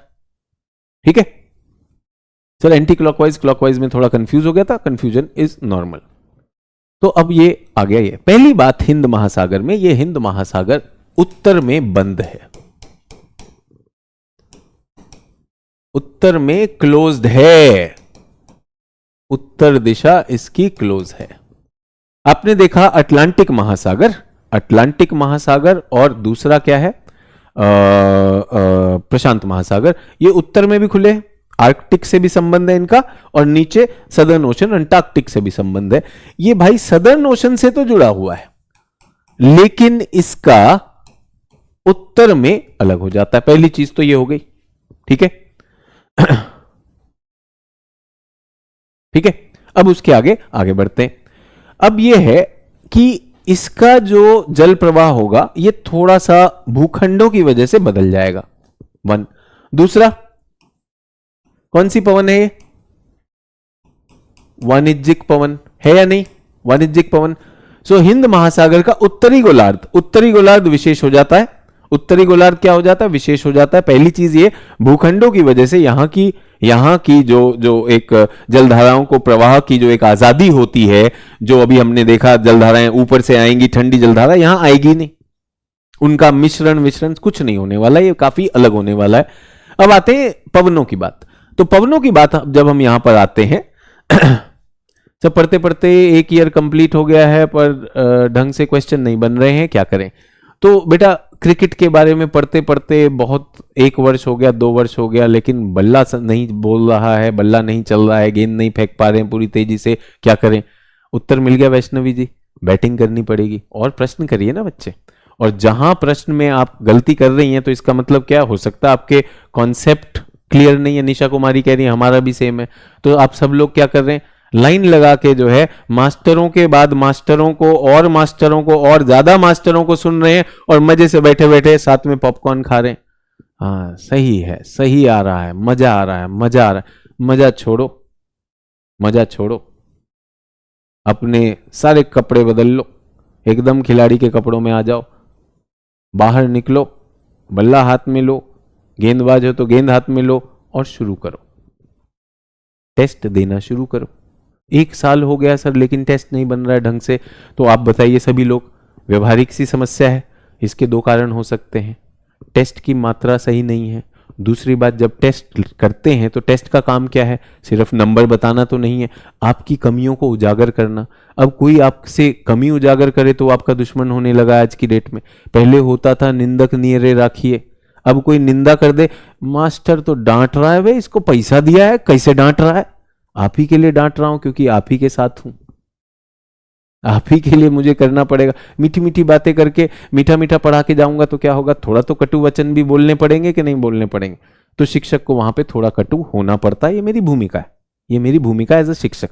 मुझे ये अपनी पत्नी के साथ नहीं कटु वचन करने पड़ते, लेकिन आपको ये बताना पड़ता है कि अगर 1 वर्ष के बाद भी आपके प्रश्न सही नहीं हो रहे हैं तो बच्चों आपको उसमें और ज्यादा टेस्टिंग करनी पड़ेगी, और टेस्ट से जो आपकी कमियां उजागर होती हैं उनसे छुपना नहीं है, उनको कर लेना। और ये भी बता दूं कि बहुत से लोगों ने, मान लीजिए किसी ने कहा सर 1 वर्ष से तैयारी कर रही हूं या कर रहा हूं, और वो तैयारी मैंने कुछ ऐसे स्रोतों से की है जो अपने आप में मानक नहीं थे, या फिर वो तैयारी कुछ ऐसी मैंने यूट्यूब रील देख कर की जो शायद इस परीक्षा के लिए नहीं थी, तो मैंने वो चीजें की ही नहीं।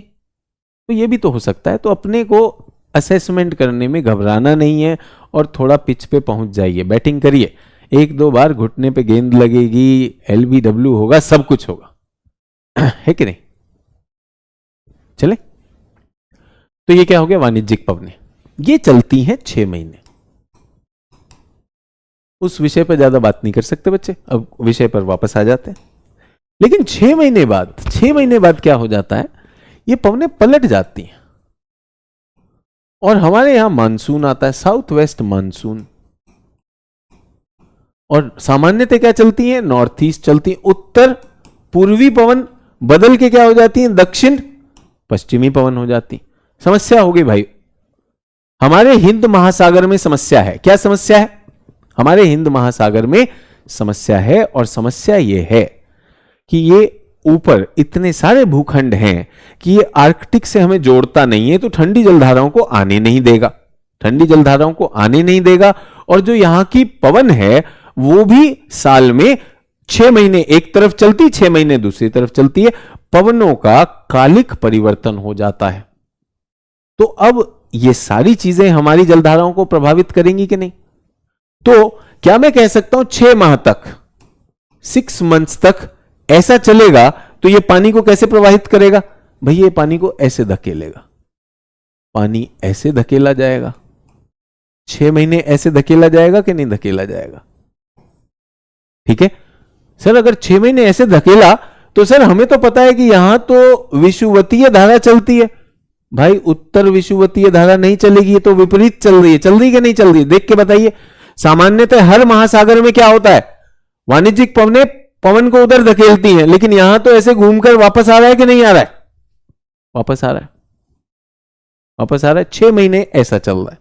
उसके बाद आ गया दक्षिण पश्चिमी मानसून। उसने कहा हेलो भाई, वो सब हवा बदल गई, सरकार बदल गई है, अब हमारी नीति चलेगी, अब हम ऐसे धकेलेंगे। जब ये ऐसे धकेलेगा तो ये पवन, ये इक्वेटर की धाराएं बदल गई कि नहीं बदल गई?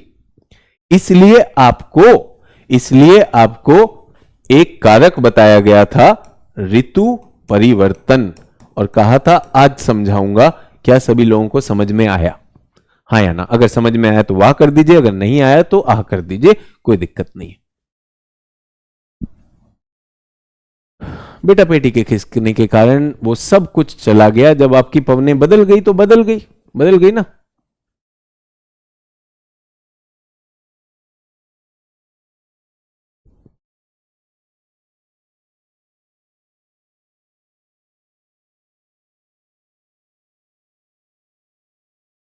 अगर समझ आया तो वाह, नहीं आया तो आह, क्योंकि मैं उसे रिपीट भी कर दूंगा, चिंता मत करिए।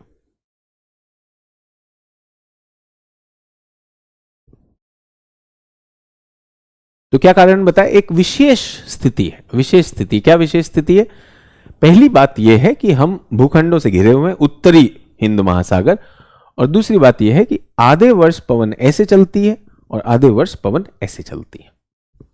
ठीक है, तो दक्षिण पश्चिमी पवन और नॉर्थ ईस्ट पवन। बाकी सब क्षेत्रों में पूरे वर्ष वाणिज्यिक पवन चलती है। सर ये पवनें ऐसी क्यों आधे वर्ष ऐसी? इसी को मानसून कहा जाता है। मानसून का मतलब ही मौसम शब्द से आता है। मानसून मतलब ऐसी पवनें जो साल में पलट जाएं। क्यों पलटती हैं? फिर यही भूखंडों की वजह से। जब बहुत ज्यादा ग्रीष्म ऋतु में बहुत ज्यादा गर्म हो जाता है भूखंड, तो जो पवन ऐसे चल रही है वो क्या करता है, वो दक्षिणी गोलार्ध की हवा को अपनी तरफ खींच लेता है।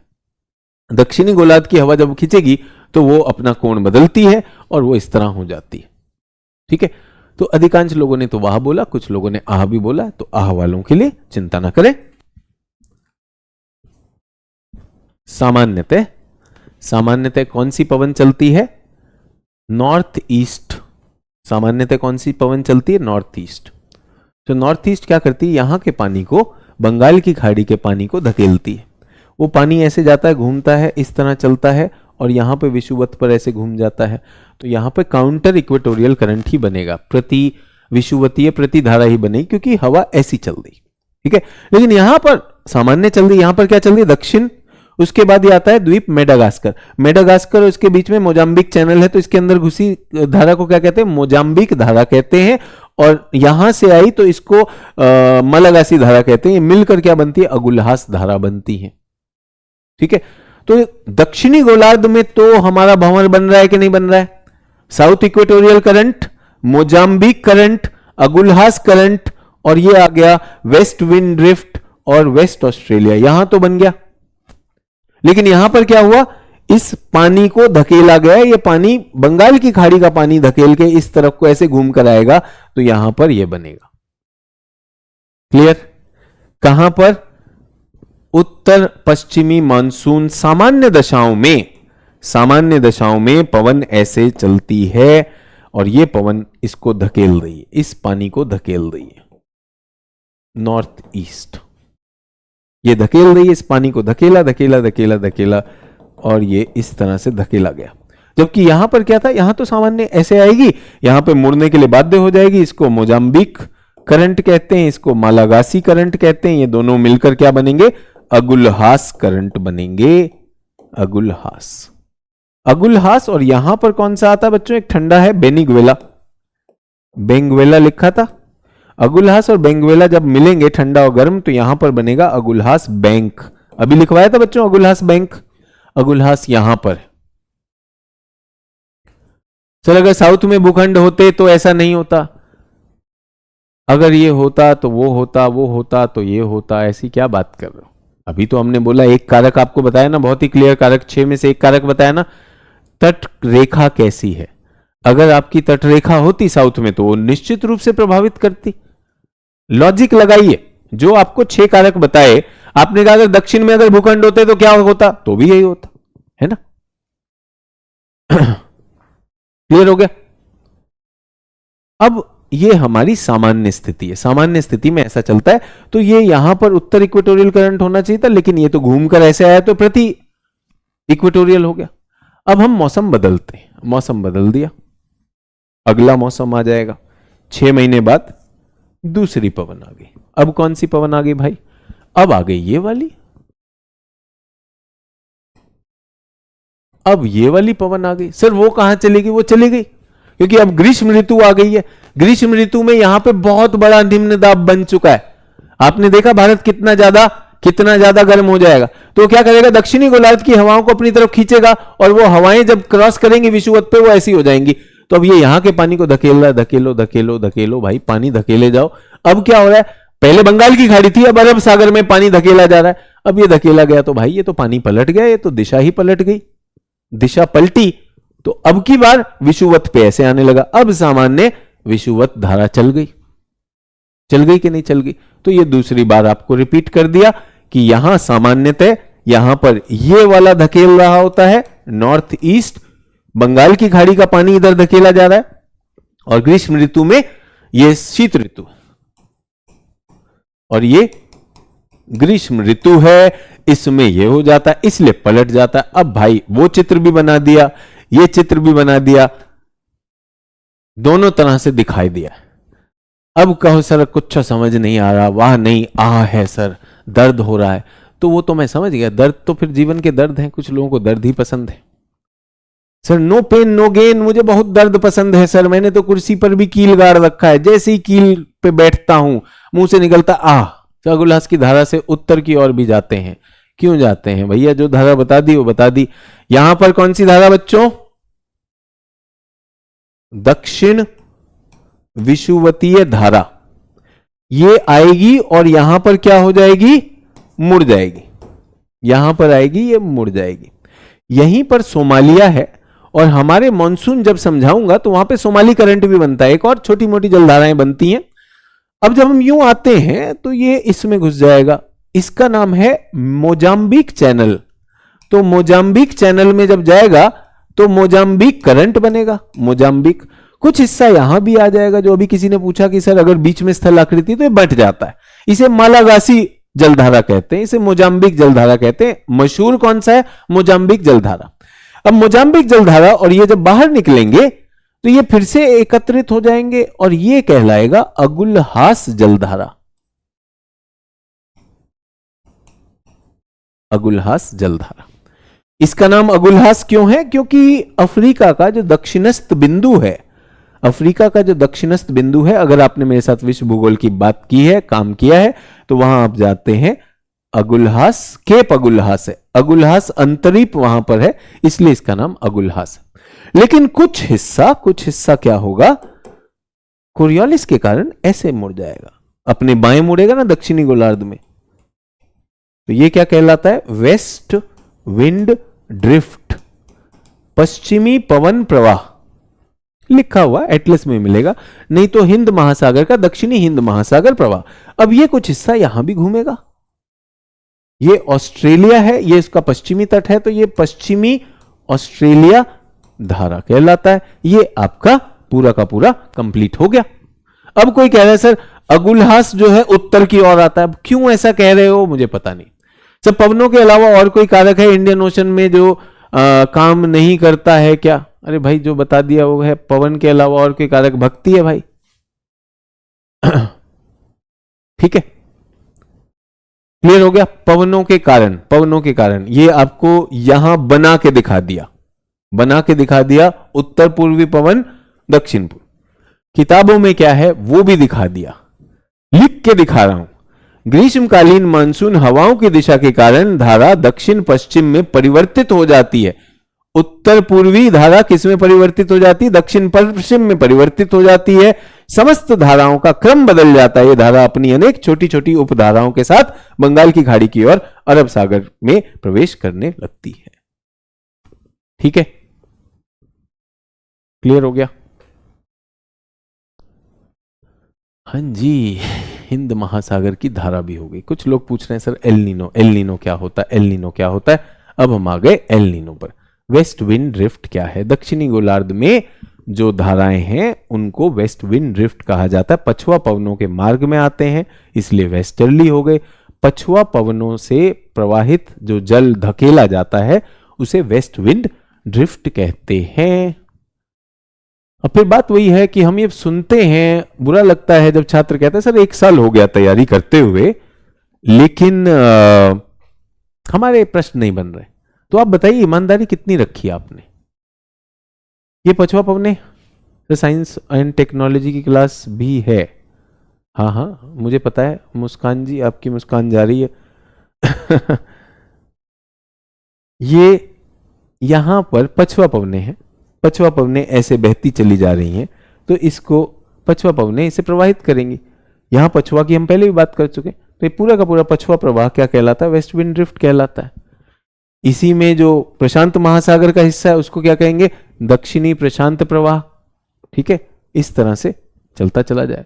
अगर हम अपनी तरफ से किताब भी पढ़ेंगे, शिक्षक जो पढ़ा रहे हैं, चाहे साइंस में पढ़ा रहे हैं, चाहे इकोनॉमिक्स में पढ़ा रहे हैं, चाहे पॉलिटी में पढ़ा रहे हैं, चाहे ज्योग्राफी में पढ़ा रहे हैं, उसके साथ की हम और कोई किताब नहीं पढ़े, हम क्या करें? केवल क्लास कर रहे हैं। सर आपकी क्लास खत्म हो रही, दूसरी शुरू होने वाली, वहां भी लिखना है, यहां भी लिखना है। अगर यही करते रहेंगे तो 1 वर्ष तो छोटी सी बात है, 20 वर्ष बाद भी यही स्थिति रहेगी। ठीक है, चलिए। धीरज कुमार कह रहे हैं ड्रिफ्ट और करंट में क्या अंतर है? भैया किताब थोड़ा सा पढ़िए, और यहां तो सर साइंस की क्लास है उसके भी नोट्स लिखने, क्योंकि मैं तो 2070 में दे रहा हूं।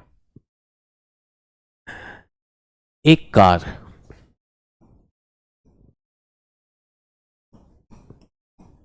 चल रही थी 80 किलोमीटर प्रति घंटा। इस कार ने अपना इंजन बंद कर दिया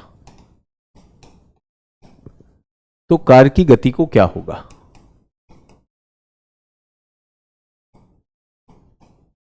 कम हो जाएगी कि नहीं? कार की गति कम हो जाएगी? कार की गति कम हो जाएगी। अब यूं समझिए, यूं समझिए, समुद्र का पानी,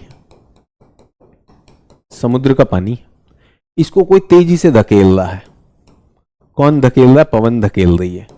तो ये पानी बहुत तेजी से बहने लगता है, तेजी से बहता है और इस तरह से केंद्रित होकर बह रहा है। इसे क्या कहा?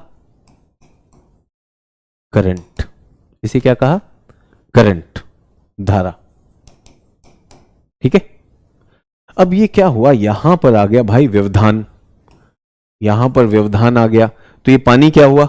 ये पानी यहां पर एकत्रित होने लगा, एकत्रित होने लगा। यहां पानी जो है भर गया, बहुत ज्यादा भर गया। ये पानी आता गया, भरता चला गया। अब भरने की वजह से यहां का स्तर हो गया, तो अब क्या हुआ? ये वाला पानी इसको एग्जिट यहां से मिली, तो ये एग्जिट हो गया। ठीक है, इसको हमने कहा स्ट्रीम। अब ध्यान देकर बताइएगा, ध्यान देकर बताइएगा, समझदारी वाला काम कह रहा हूं। ये पंचवर्षीय योजना वाले बच्चों का नहीं, एक क्लास हो गई सर, दूसरी करनी है सर, पापा ने भी बोला है सबके नोट्स लिखकर शाम को दिखाना, पैसा दिया 7,500 रुपया, वो वाले बच्चों की बात नहीं कर रहा हूं। ठीक है, इसकी बात कर रहा हूं जो आए हैं केजीएस में कि भाई ज्ञान भी लेंगे, अपनी तरफ से भी करेंगे। मैंने हमेशा कहा है 100% आप भी करेंगे, अब मैं भी करूंगा, तब जाकर ये पास होगा, वरना तो ये रोना तो चलता ही रहेगा। सर हो गया है समय, 1 साल एडमिशन को हो गया, हमसे सवाल नहीं बन रहा। आप भी तो बनाएंगे। तो एक चंपक लिख रहा है सर कार डूब गई, ये बेचारा कार पे अटका हुआ, शानू मलिक कल से अटका हुआ है। अब यूं समझिए, कार का इंजन तो ये है पवन, एक्स और वाई में किस में दम ज्यादा होगा? जल्दी से बताइए, किस में दम ज्यादा होगा? एक्स और वाई में किस में दम ज्यादा होगा? सर इसके बाद इंडियन ज्योग्राफी भी स्टार्ट करेंगे, बिल्कुल करेंगे भाई, हमारा धर्म है वो तो हम करेंगे। लेकिन क्या आप अपनी ज्योग्राफी पे पकड़ लाएंगे या आप सिर्फ क्लासेस लगाएंगे? सर 9:45 हो गया, आपका काम खत्म, बीच में मम्मा ने जो है पोहा बनाया वो खाना खा लूंगा मैं, उसके बाद दूसरे के नोट्स लिखूंगा, और सर मम्मा ने कहा है तुम बेटा खाते पीते रहो, आईएएस तो बन ही जाओगे। एक्स में दम है क्योंकि एक्स में धक्का लग रहा है, वाई में जाते जाते तो पानी बढ़ गया इसलिए ढलान है। एक्चुअल दम किस में है? एक्स में। तो करंट स्ट्रांग होता है, करंट के पास स्ट्रांग होता है, और करंट नैरो होता है, संकरा, कम क्षेत्र में काटता हुआ जाएगा। कार जिसका इंजन ऑन है, उसके बाद जब हम ड्रिफ्ट पे आते हैं, ड्रिफ्ट पानी बहुत ज्यादा था, अपनी ढाल पे चल रहा है, तो ये ड्रिफ्ट उससे कमजोर हो जाती है, लेकिन स्ट्रीम उससे कमजोर हो जाती है, लेकिन ये चौड़ी हो जाती क्यों? क्योंकि पानी फैल गया। अब एक बात बताओ, घर्षण कहां ज्यादा लगेगा? कोई पेना धारदार कम क्षेत्र में जा रहा है या ज्यादा क्षेत्र में? घर्षण ज्यादा कहां पर लगेगा? जल्दी बताइए। फिर वही कॉन्सेप्ट अगर शिक्षक देने लगे, और मैंने कहा कि मेरा शिक्षण में चैट चाहिए, क्योंकि मैं आपको कॉन्सेप्ट क्लैरिटी भी साथ में देता हूं। मुझे नहीं है कि भैया सब लिखवा दिया, लिखा तो मेरी किताब में है, और मुझे बहुत बुरा लगता है वो शब्द सुनकर, वो वाक्य सुनकर, सर 1 साल हो गया कोचिंग करते करते, सर हमें आत्मविश्वास तो नहीं आ रहा। क्या करूंगा मैं वो लिखवा कर? हाँ ये जरूर आ जाएगा, अगर आपने विश्व भूगोल कर लिया तो आपको विश्व दिख जाएगा, दुनिया में कुछ हो रहा होगा, आपको पता है कि ये विश्व है, और उसके प्रश्न लेकर आओ मेरे सामने, मैं करना चाहता हूं। ठीक उसी तरह से ये भूगोल भी आपको समझ में आ गई। वार्तालाप मेरे शिक्षकों ने मेरे साथ किया, मेरी शैली ये है कि आपको आता है या नहीं आता।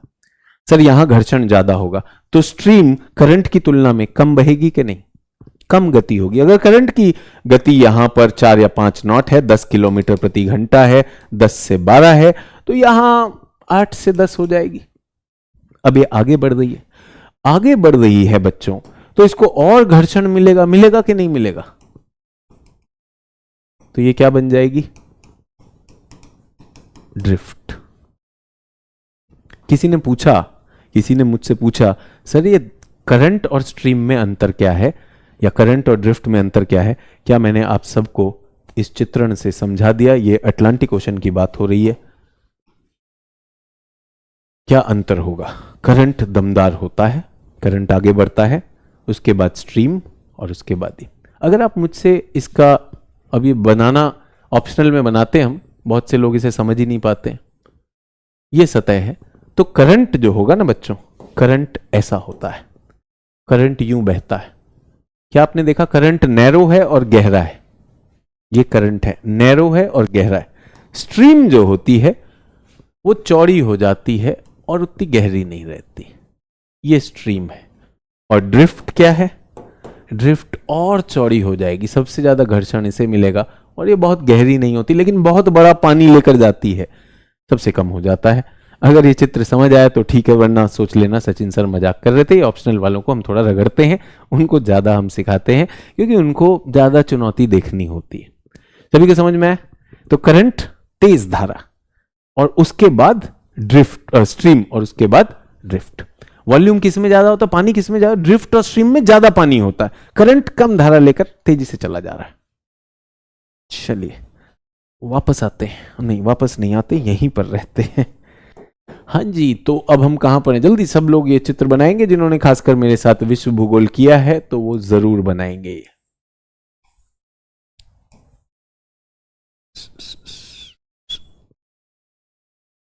और जिन्होंने विश्व भूगोल नहीं किया भाई, कर लीजिए, काम आएगा।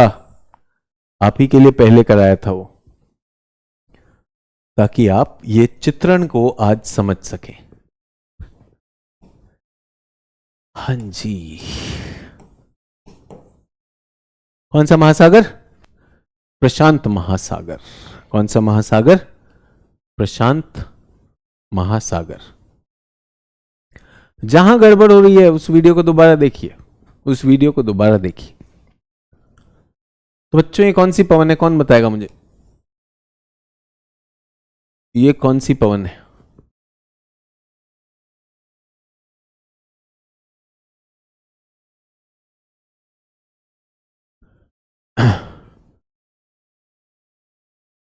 कौन सी पवन है, जल्दी बताइए।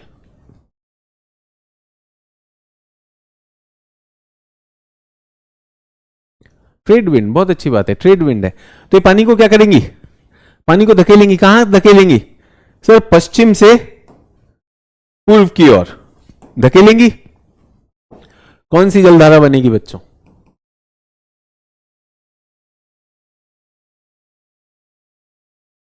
कौन सी जलधारा बनेगी?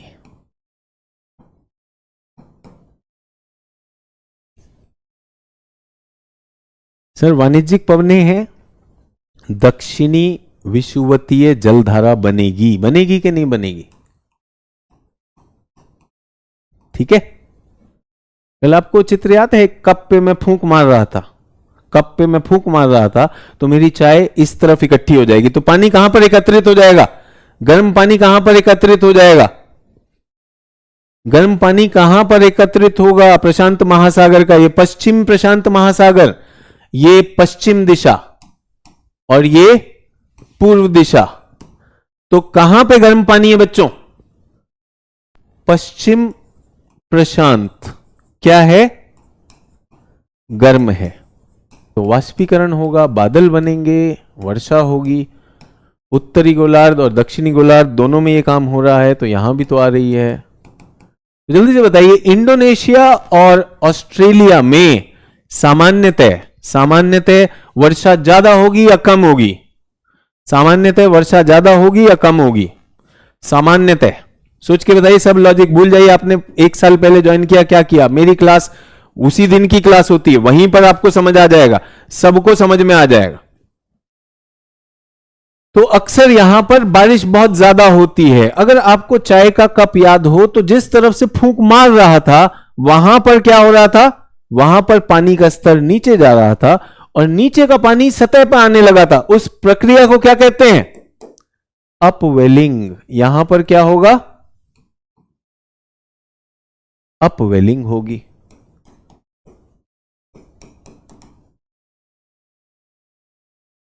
लिखवाया था कल, जल्दी से बताइए।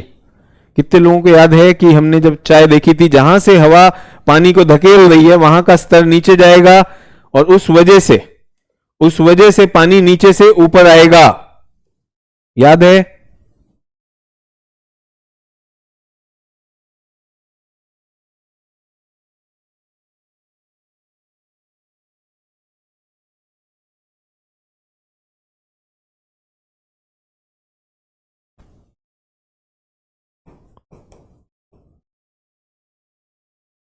आ गया पानी ऊपर। ये पानी कैसा होगा? ठंडा होगा या गर्म होगा? ठंडा होगा या गर्म होगा? जब पवनें दूर पानी को धकेल रही हैं तो यहां पर पानी कम हो जाता है, नीचे का पानी आएगा, ठंडा होगा। ठंडा होगा तो क्या नीचे से ठंडे पानी में पोषक तत्व भी आएंगे? तो यहां पर मछलियां होंगी कि नहीं? मत्स्यन होगा कि नहीं होगा? मत्स्यन होगा। होगा सर। अपवेलिंग, यहां पर अपवेलिंग हो जाएगी। कप में, जितने लोगों को याद है, ये कप बनाया था हमने और यहां से हमने फूंक मारी थी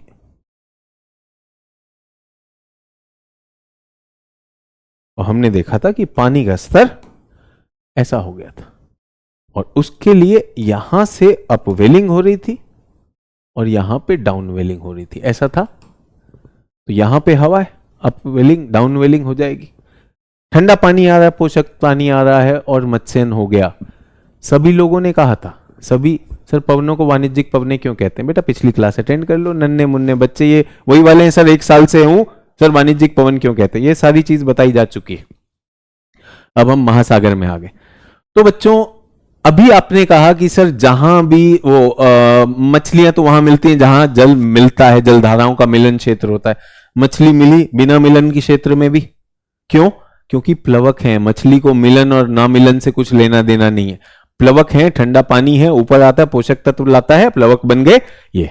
ठीक है केजीएस यूजर, कोई दिक्कत नहीं, कुछ नहीं समझ आ रहा है मेरी, छोड़ दीजिए, ऐसी कोई बात थोड़ी है। हो सकता है आपने आज ही क्लास ज्वाइन करी हो, है कि नहीं? हो सकता है आपने कोई भी चीज देखी ना हो, आपने कोई भी चीज, कोई क्लास करी नहीं, ना आपको हवा पता है ना पता है, तो ये आता रहेगा। मेरे पास वाह और आ से मुझे फीडबैक मिल जाता है, इसीलिए मैंने कहा ना मेरे सारे एरियाज टेक्निकल एरिया हैं, मुझे नोट्स लिखवा कर खत्म नहीं करवाने हैं मुझे, फिर मुझे सुन के शर्मिंदगी होती है, साल भर हो गया लेकिन मैं तो कुछ कर नहीं पा रहा हूं। ठीक है ठंडी जलधारा, ठंडी जलधारा क्या करती है बच्चों?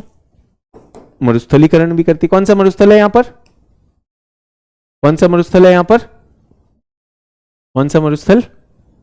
अटकामा मरुस्थल। क्या हम ये विश्व भूगोल में कर भी चुके हैं? आज सिद्धांत भी जुड़ गए। सामान्य स्थिति बच्चों ये है, प्रशांत महासागर में सामान्य स्थिति यह है कि पश्चिम में विषुवतीय जलधारा जो है गर्म पानी को इकट्ठा कर देती है, और यहां पर यह हमारा क्या हो गया? पूर्वी प्रशांत महासागर है, पूर्वी प्रशांत महासागर है, यह ठंडा है। अच्छा, गर्म में कौन सा दाब होता है? उच्च दाब या निम्न दाब? सर निम्न दाब होता है। तो यहां पर क्या रहेगा बच्चों? यहां पर निम्न दाब रहेगा, और यहां पर सामान्यतः क्या रहता है? हाई प्रेशर रहता है।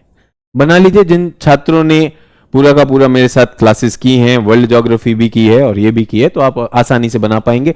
अब आपको यह भी समझ में आया क्यों वर्ल्ड ज्योग्राफी पहले कराई थी।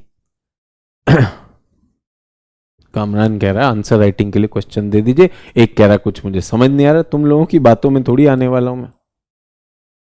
अगर आप सच में सीरियस हो तो प्रीवियस ईयर क्वेश्चन जरूर कर लोगे, इसमें एल नीनो पे ही तो आया है। सभी लोगों को समझ में आ गया? लो प्रेशर क्यों बना? गर्म पानी है, हवा गर्म है। हाई प्रेशर क्यों बना? ये हाई प्रेशर है। हाई प्रेशर क्या दशाएं होती? स्थिर दशाएं होती हैं, आसमान साफ होता है, बारिश नहीं होती है। और यहां पर क्या होती है? बारिश होती है। सर अब सब जो हैं पृथ्वी पर जो हलचलें होती हैं विश्व की, सब दिखाई देती हैं। अच्छी बात है। यहां तक आ गए कि नहीं आ गए? सब लोग आ गए? सब लोग आ गए इसमें? अपवेलिंग का भी मैंने वो दे दिया, उदाहरण दे दिया। अब इसमें एक चीज होती है, किन्हीं कारणों से 5 या 7 साल की फ्रीक्वेंसी पे, 5 या 7 वर्ष की फ्रीक्वेंसी पर वाणिज्यिक पवन मंद पड़ जाएंगी, मंद या बंद हो जाएंगी। पता नहीं क्यों, जल्दी से बताइए। अगर ये मंद पड़ गई तो ये पूरी की पूरी प्रक्रिया खत्म हो जाएगी कि नहीं हो जाएगी? 5 से 7 साल बाद ऐसा होता है कि ये जो हैं ये पवनें मंद हो जाएंगी। जैसे ही ये पवनें मंद होंगी तो जल्दी से बताइए इसमें क्या क्या समस्या होने वाली है? जल्दी से बताइए। अगर ये हवा चली गई तो क्या क्या हो जाएगा? सोच के बताइए अपनी कल्पना। अगर ये हवा मंद हो गई तो क्या होगा? जल्दी से बताइए। सामान्यतः यहां पर एक जलधारा बहती है, पेरू जलधारा। पेरू जलधारा क्या है? वो ठंडी जलधारा जिसमें क्या हो रहा है? हमारे पास पानी का उद्वेलन भी हो रहा है, अपवेलिंग भी हो रहा है। क्या हो जाएगा? जल्दी से बताइए, सोच के बताइए। सर अगर ये हवा नहीं चलेगी, अगर आप फूंक नहीं मारोगे तो ये चाय का लेवल तो सेम हो जाएगा। क्या उद्वेलन बंद हो जाएगा कि नहीं? क्या उद्वेलन बंद हो जाएगा कि नहीं हो जाएगा? उद्वेलन बंद हो गया तो सतह पे ठंडा पानी आना बंद हो जाएगा कि नहीं हो जाएगा? सभी लोग, सतह पर ठंडा पानी आना बंद हो जाएगा कि नहीं? पेरू जलधारा क्या होगी? बंद हो गई। क्या इसी जलधारा की वजह से यहां पे मरुस्थल था? मरुस्थल शुष्क है, तो अगर यह बंद हो जाएगी तो क्या मरुस्थल में वर्षा हो जाएगी? अरे भैया, यहां पे अटकामा में मरुस्थल में बारिश होने लगी। लगभग दिसंबर का महीना था, क्रिसमस आ रहा था, जैसे अभी क्रिसमस आने वाला है, और इस मरुस्थल में भारी बारिश होने लगी। इतनी बारिश हुई कि मरुस्थल हरा भरा हो गया। और यहां के लोगों ने, जो यहां के लोग थे, उन्होंने कहा यह भगवान का आशीर्वाद है, क्रिसमस आ रहा है, जरूर ईसा मसीह का आशीर्वाद है, तो इन्होंने इसका नाम रख दिया एल नीनो, इसको बोलते हैं क्राइस्ट चाइल्ड। ये स्पेनिश भाषा का शब्द है, इसका मतलब होता है छोटा बालक, लड़का। एल नीनो छोटा बालक होता है, तो उन्होंने कहा क्राइस्ट ईसा मसीह पैदा हुए हैं, क्रिसमस के आसपास हुआ है, तो ये आशीर्वाद है, ईसा मसीह का आशीर्वाद है कि यहां पर अचानक मरुस्थल में बारिश हो गई। वो तो वैज्ञानिक नहीं थे, उन्हें नहीं पता था, लेकिन जब इस पे शोध किया तो पता चला कि भैया ये पवनें बंद हो गई थी, ये पवनें कम हो गई थी। क्यों हो गई थी अभी भी हमें कारण नहीं पता है। ये पवनें कम हो गई इसलिए क्या हो गया, उद्वेलन बंद हो गया। उद्वेलन बंद हो गया तो यहां का तापमान जो है, जो ठंडा था, अब वो ठंडा नहीं रह गया, ठंडा नहीं रह गया। अच्छा एक और बात, सभी लोग, चाय में फूंक मार रहा हूं तो चाय का स्तर ऐसा है, चाय में फूंक मारनी बंद करूंगा तो क्या हो जाएगा, चाय का स्तर वापस आ जाएगा, ये जो ऊपर का है वापस बहेगा कि नहीं। तो अब क्या हुआ, ये जो यहां का गर्म पानी था ये वापस बह के आने लगा, क्योंकि अब तो बहाव ही नहीं है ना, ये वापस आने लगा। दक्षिण विषुवतीय धारा पलट गई और यहां पर गर्म पानी ले आई, गर्म पानी ले आई तो भैया यहां पर लो प्रेशर हो गया, और लो प्रेशर में आप जानते हैं वर्षा होती है, सब कुछ हो। तो अगर ये हवा रुक गई तो दो चीजें हो गई भाई, अगर ये हवा रुक गई तो दो चीजें हो गई। जो यहां पर पानी था, जो यहां पर पानी उद्वेलित हो रहा था, ठंडा पानी आना बंद, ठंडी जलधारा बंद। ठंडी जलधारा अपने साथ क्या ला रही थी, पोषक तत्व ला रही थी। क्या ला रही थी, प्लवक लेकर आ रही थी, ला रही थी कि नहीं ला रही थी, पोषक तत्व प्लवक। अब पोषक तत्व नहीं है, प्लवक नहीं है, और मछलियां जो ठंडे पानी के लिए अनुकूलित है, अब पानी गर्म हो गया तो मछली तड़प के मछली मर गई, मछली मर गई, प्लवक कम हो गए, सारी समस्या हो गई। और ये क्या कर रहे हैं, पार्टी कर रहे हैं, ये पार्टी कर रहे हैं कि ईसा मसीह का आशीर्वाद है, एल नीनो है, और हमारा जो मरुस्थल वो हरा भरा हो गया। धीरे धीरे इन्होंने पाया हरा भरा नहीं भाई, यहां तो आंधी और तूफान आने लगे हैं, हमारे तट पे भारी तूफान आ रहे हैं, और जो हम मत्स्यन करते थे वो सब का सब चला गया। इस प्रक्रिया को एल नीनो कहा गया। एल नीनो में क्या हो जाता है, ये ठंडी जलधारा बंद हो जाती है, प्लवक कम हो जाते हैं, मछलियां मरने लगती हैं, और विषुवत की गर्म धारा घूमकर पीछे आती है। कुछ लोग तो ये कहते हैं कि वो विषुवत की गर्म धारा ही एल नीनो की धारा कहलाती है। कुछ किताबें ये कहती हैं ये जो पलट के जो धारा आई वो एल नीनो की धारा है। और यहां पर अगर ये हो गया तो यहां का गर्म पानी तो इधर आ गया, ठीक है, तो सापेक्षिक रूप से यहां ठंडा हो जाता है, तो यहां पर लो प्रेशर हो गया और यहां पर हाई प्रेशर हो जाता है तब, क्योंकि ये पानी उधर से आ जाएगा, फिर हिंद महासागर का ठंडा पानी इधर को आने लगेगा। अगर हिंद महासागर का ठंडा पानी इधर को आएगा तो ये क्षेत्र क्या होने लगा भाई, ये क्षेत्र तो ठंडा होने लगा, ठंडा हो गया तो यहां पे हाई प्रेशर हो गया। हाई प्रेशर की वजह से ऑस्ट्रेलिया में क्या आ जाएगा, सूखा पड़ेगा, ऑस्ट्रेलिया में सूखा पड़ेगा, इंडोनेशिया के वनों में आग लग जाएगी, यहां पे झाड़ी में आग लगेगी। ये होता है एल नीनो। समझ में आया एल नीनो क्या है? सामान्य प्रशांत महासागर की दशाएं जो कि प्रचलित वाणिज्यिक पवनों से चलती हैं, normal conditions of Pacific Ocean which are driven by the trade winds stop, because trade wind stop for some reason. Sir El Nino इससे पहले मुझे बहुत हार्ड लगता था, आज आपको बता दिया कि सामान्य स्थिति में यहां पर ठंडी जलधाराएं रहती थी, ठंडी जलधाराओं से शुष्क अवस्था रहती थी, मरुस्थल रहता था, वो सब पलट गया। उस वजह से यहां पर क्या हो गया, एल नीनो। कुछ किताबें एल नीनो इसे ही बताती हैं।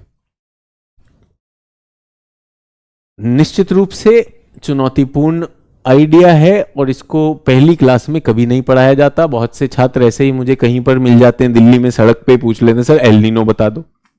चचा ना तुमको उत्तर अमेरिका पता, ना दक्षिण अमेरिका पता, ना तुमको डाउनवेलिंग अधय प्रवाह पता है, ना तुम्हें उद्वेलन पता है, ना तुम्हें पवने पता है, कुछ भी नहीं पता है। चल रहा है। पेरू तट के पास उत्तर से दक्षिण दिशा में एक गर्म धारा प्रवाहित होती है जिसे शिशुपुत्र या राइस्ट ऑफ चाइल्ड कहा जाता है। इसे जो है एल नीनो कहा जाता है। बच्चा कहता है मुझसे, सर ये गर्म जलधारा कैसे आती है? ये वही तो है विषुवत की जो धारा जो पलट के आई, विषुवत की धारा जो पलट के आई उसे ही हम एल नीनो धारा कहते हैं, क्योंकि यह दिसंबर में प्रभावी होता है। इससे पेरू तट की मछलियां मर जाती हैं। एल नीनो के आज विश्व जलवायु पर दूरगामी प्रभाव है। विश्व जलवायु पर सर कैसा प्रभाव है? अरे भैया अभी आपने देखा, वहां पर क्या कर देगा, मरुस्थल को हरा भरा कर देगा, ऑस्ट्रेलिया में झाड़ियों में आग लगा देगा। और भारत की तरफ आते हैं तो भारत में भी सूखा पड़ जाता है। जब भारत में क्यों सूखा पड़ता है, ये भारत के भूगोल में जब भारत का जलवायु समझाऊंगा वहां भी कनेक्शन करके आपको दिखा दूंगा। ठीक है, उसके बाद क्या, पछुआ पवनों का प्रवाह। पछुआ पवनों के कारण ही सभी महासागरों में प्रचलित होता है अत्यधिक जल विस्तार। ये खैर हम पछुआ पवनों की बात कर चुके हैं। सभी लोग इसको देखेंगे, कौन सी पवन जा रही है, वाणिज्यिक पवन। पहले चित्र को देखेंगे सभी लोग, केवल इसको देखेंगे, सब समझ में आ जाएगा जो भी आपको बताया। सामान्य स्थिति में क्या होता है, सामान्य स्थिति, और इसलिए पहले ड्रॉ करके बताया, किसी छात्र या छात्रा ने लिखा था सर आप लिख के बताएंगे तभी समझ में आएगा। ये पवने हैं, धकेल रही है किसको, गर्म पानी को। गर्म पानी इकट्ठा हो गया, कौन सा एरिया, ऑस्ट्रेलिया, इंडोनेशिया। और यहां पर क्या है, ठंडा, ठंडा हाई प्रेशर, यहां पर लो प्रेशर, भारी वर्षा हो रही है, देख रहे हैं वर्षा हो रही है, और यहां पर मरुस्थल। कौन सी, इसको कौन चला रहा है, ट्रेड। लेकिन ट्रेड जब कमजोर पड़ जाती है, ट्रेड पड़ गई, मंद हो गई या बंद हो गई, तो गर्म पानी क्या करेगा, गर्म पानी पलट के आएगा। पलट के आ रहा है कि नहीं आ रहा है। अब यहां पर गर्म हो गया है, यहां पर गर्म हो जाने की वजह से यहां पर क्या हो गया, लो प्रेशर, और यहां का ठंडा पानी यहां आ गया, यहां ठंडा हो गया, यहां क्या हो गया, सूखा पड़ेगा, शुष्क हो जाएगा, और यहां पर क्या हो जाएगी, वर्षा हो जाएगी। एक और चीज बताना चाहता हूं, जब तेज हवाएं चलती हैं तो वो नीचे के पानी को ऊपर उठा देती हैं, दिखाई दे रहा है उद्वेलन। ये हमने फोटो यहां की डाल दी है, नीचे की भी, सागर की भी, तो यहां पे उद्वेलन हो रहा है। तो ये अगर इसको देखें सागर का, ये सागर के कॉलम का डायग्राम अलग है, इस तरफ उद्वेलन हो रहा है। लेकिन जब ये हवाएं कम हो जाएंगी तो उद्वेलन बंद हो जाएगा, ऊपर की सतह, और नीचे उद्वेलन खत्म। ये है एल नीनो। समझ में आ गया एल नीनो, क्लियर, सिंपल सी बात है। इतनी जानकारी एक जीएस के छात्र के पास होनी चाहिए। तो एल नीनो का विषुवत जो धारा है वो पलट जाना ही एल नीनो कहलाता है। और गर्म पानी आ गया कहां पर, पश्चिमी प्रशांत महासागर। क्लास को खत्म करने से पहले आपको चेक करने के लिए एक प्रश्न आप लोगों के लिए, देखें कौन कर पाता है। चलिए, बुकलेट में भी अच्छी तरह से बताया आपने, तो अच्छी बात है बच्चों, बुकलेट जरूर पढ़िएगा। जो भी मैं कराता जाता हूं बुकलेट पढ़िए। मुझे बहुत अच्छा नहीं लगता अगर आपको कहीं पर भी आपका विश्वास कम हो। इसके साथ हम क्लास खत्म कर रहे हैं बच्चों। मुझे पता है अगली क्लास है आपकी, तो 10-12 मिनट है हमारे पास। मुझे पता है बीच में आप पोहा ठेकुआ जो भी है अपना नाश्ता कर पाओगे, जिन लोगों को कुछ और करना है वो सब कर पाओगे। चलिए, एल नीनो के संबंध में कौन सा कथन असत्य है, असत्य है। ये दक्षिणी अमेरिका के पश्चिमी तट और विषुवतीय जलधारा का विस्तार है। हाँ, ये तो ठीक बता रहा है यार, ऐसा ही कुछ मैंने बताया था। दूसरा पढ़ता हूं, ये विश्व की जलवायु में ताप और ऊर्जा का पुनर्वितरण विकसित करती है। अब करती है नहीं करती है तो विश्व पर, पूरे के पूरे विश्व पर प्रभाव है, तो ये भी थोड़ा सा सही मान सकता हूं। ये प्रशांत महासागर में समुद्री धाराओं को उल्टी दिशा में कर देती है। हाँ, ऐसा ही कुछ हमने पढ़ा भी है, पढ़ा है कि नहीं। अच्छा, ये उन प्लवकों में वृद्धि करती है जो पेरू जलधारा में पैदा होते हैं। अरे चाचा, जब पेरू जलधारा ही बंद हो जाएगी तो प्लवक कहां से चलेंगे, ये फंसा लिया इसने हमें। तो कौन सा असत्य है बच्चों, डी असत्य है। ये बिल्कुल विषुवतीय धारा से जुड़ा हुआ मामला है। ये चीजों का पुनर्वितरण करता है, तापमान और ऊर्जा को वितरित करके पूरे दुनिया पर प्रभावित करता है, और ये इसमें धाराएं पलट जाती हैं। ये बिल्कुल सही इसके चरित्र के बारे में है। और गड़बड़ कहां होती है, प्लैंकटन में। विषय समझिए, विषय पे जुड़े हुए प्रश्न समझिए। जितना ज्यादा प्रैक्टिस करेंगे आत्मविश्वास बढ़ेगा। आप सबसे अनुरोध है, मुझे पता है आप एकदम सीरियस हैं, इस परीक्षा को पास करना चाहते हैं, लेकिन परीक्षा को पास करने के लिए बच्चों बैट और बॉल हाथ में लेना होगा। जब तक आपके शिक्षक ही आपको पढ़ाते रहेंगे, पुरानी शराब हम बेहतर होते चले जाएंगे। हम तो चीजों को दोहराते चले जा रहे हैं। आप लोगों के पास नई चीज आती है, नई चीज से घबराना नहीं है। क्लास में पूछिए, मेरी क्लास में तो हर एक क्लास में, मेरी कोई क्लास देख लीजिए, मैं इसलिए चैट पर आश्रित रहता हूं क्योंकि मैं चाहता हूं कि छात्र को वो चीज मिल रही है नहीं मिल रही है वो पूछे। अब मैं उस सोच का नहीं हूं, क्योंकि मुझे पता है, मैंने भी एग्जाम दिए हैं, आखिर में इतना बड़ा वो हो जाता है, वो नहीं। समझ के नोट्स बनाए जाएं, वो ज्यादा समझदारी वाली बात है, वो ज्यादा समझदारी वाली बात है। मेरी सोच है, आपकी सोच इससे भिन्न हो सकती है। तो मैं आपसे चाहता हूं कि आपने मुझसे समझा, क्लास के साथ हमने एक सामग्री दी है, उसको पढ़िए, और उसके साथ जब आपको समझ आ जाए तो 5-6 पंक्तियों में ये सब कुछ, इसका सार मिल जाएगा, और उसका टेस्ट करिए। पूरा पूरा विश्वास आप लोगों पर कि आप अपने सपने तक पहुंचेंगे, और अपने पर भी विश्वास कि इस प्रक्रिया से बहुत से लोगों ने इस एग्जाम को पास किया है, तो आप में भी ऐसी कोई भी बाधा मुझे नहीं दिखाई देती जो आपको रोकेगी। तो बढ़िया से अपना विश्वास बनाएं, अपना कार्य कम ना करें, विश्वास के साथ कार्य करते रहिए और हम आगे बढ़ेंगे। बहुत बहुत धन्यवाद। कल मिलूंगा। जय हिंद।